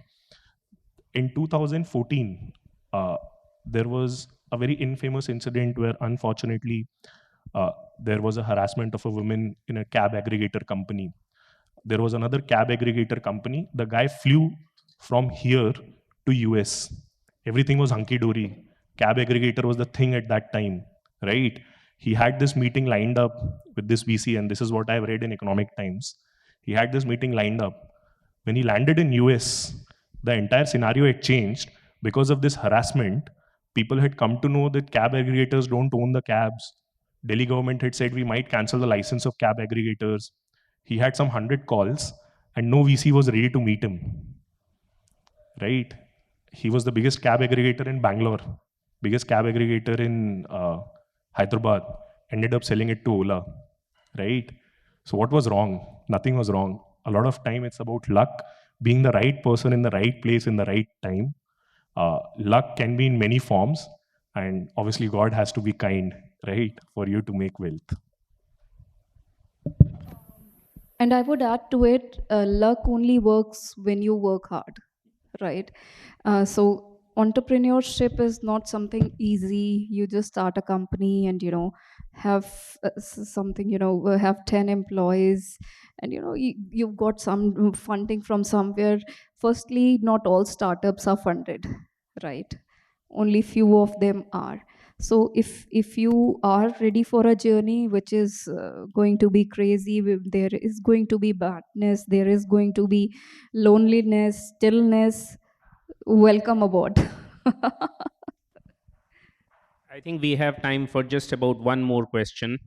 I know we are, yeah, please. Thank you, sir. Thanks a lot for your session. Myself, C. Ashish Gupta. I am a chartered accountant and I am from the Institute of Chartered of India itself. Sir, my question is that since I am on the academic side and corporate governance is a subject I am handling also.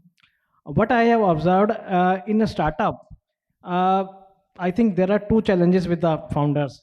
Like one is business, to generate the business, and another is raising the capital. Because now there is an aggression of raising the capital. Because if I go back to 25 years back, the shelf life of a company was initially you start with a small company, then that we used to study. Then you become partner, then you become private company, then public limited. But now the straight way you are coming to the approaching to the venture capitalist. So now my question is there any conflict between corporate governance and the when you go for a venture capitalist in raising the capital? Because when you have said that there should be some independent directors who should have some spine. So it may be possible that the views of the venture capitalist and independent director may not be matching. So in that case, what is the solution?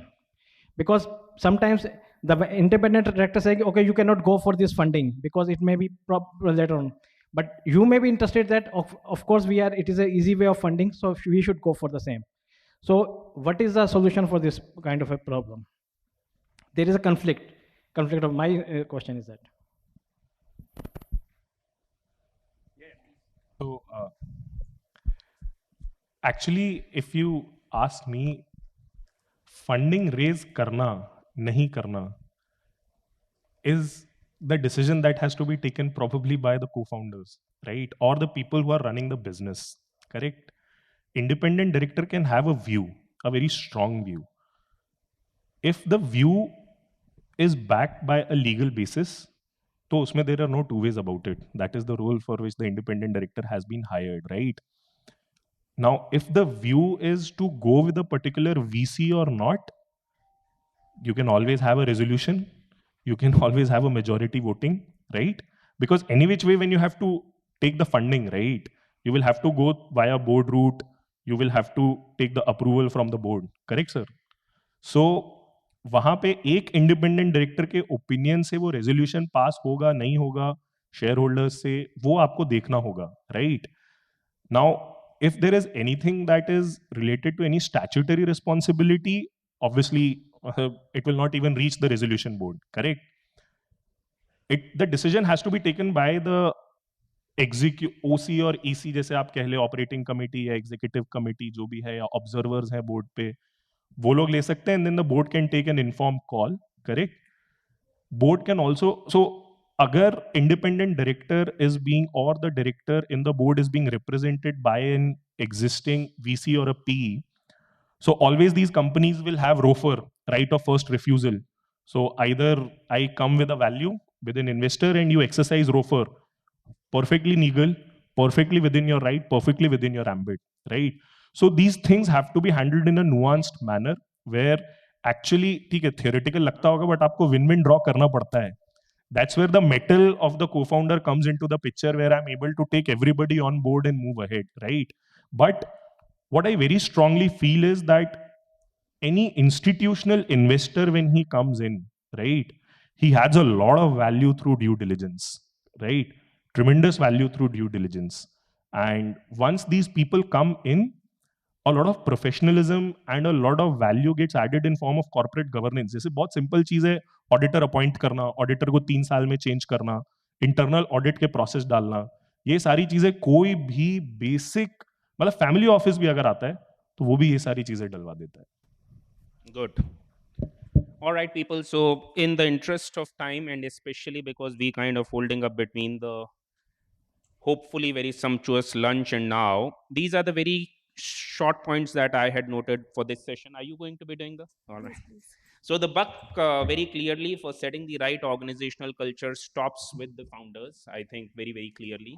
We have to track the right metrics. We have to spend time on revenue recognition, right? What really is revenue? Is it billing? Is it what, right? You have to keep personal at an arm's length for all that you've been contributing and hire a good CFO, right? Also, I noted that creating a diverse board of directors, both in gender, race, also in terms of rich background of different types of skills, functions, expertise, etc., will help. Transparency and regular communication between the founders, the C-suite, the board of directors, all the stakeholders helps. And good board meeting practices, which means take good minutes, encourage participation. So net, what we're talking about is, like I started in the beginning, good corporate governance is all about a great healthy balance, and 3 or 4 types of balances that we have kind of learnt about, to the extent that we have one of us here who's less of a startup and almost a scale up and soon going to be a unicorn, as he announced today. So thank you very much. So balance between short and long term, I think it's an evolutionary thing, is one thing that needs to be achieved. Balance between founders, managers, the operating team, and the external stakeholders. Financial balance, which means we did not dwell much on this, but it was hinted by you. The big challenge and the big trade-off between growth at any cost and profitability, and a balance between entrepreneurial innovative spirit versus what are considered best governance practices. So those for me are the real takeaways. I think governance is a serious matter. It is not an option, and it, I would say, is imperative. Yep. Thank you very much. Thank you, Piyush, for moderating the session, and thank you for very interesting deliberations today. In fact, a lot of learning for all of us, because we only know that startups ko funding mil jati hai. But you know, the grill that you go through is very interesting to know. Thank you all, and I would once again request everybody, including the panelists, to please fill our questionnaire on corporate governance in startups and MSc, because we really want to direct first-hand views of everybody. And now I would request all of you to come and join us for lunch. Thank you. Thank you, everybody.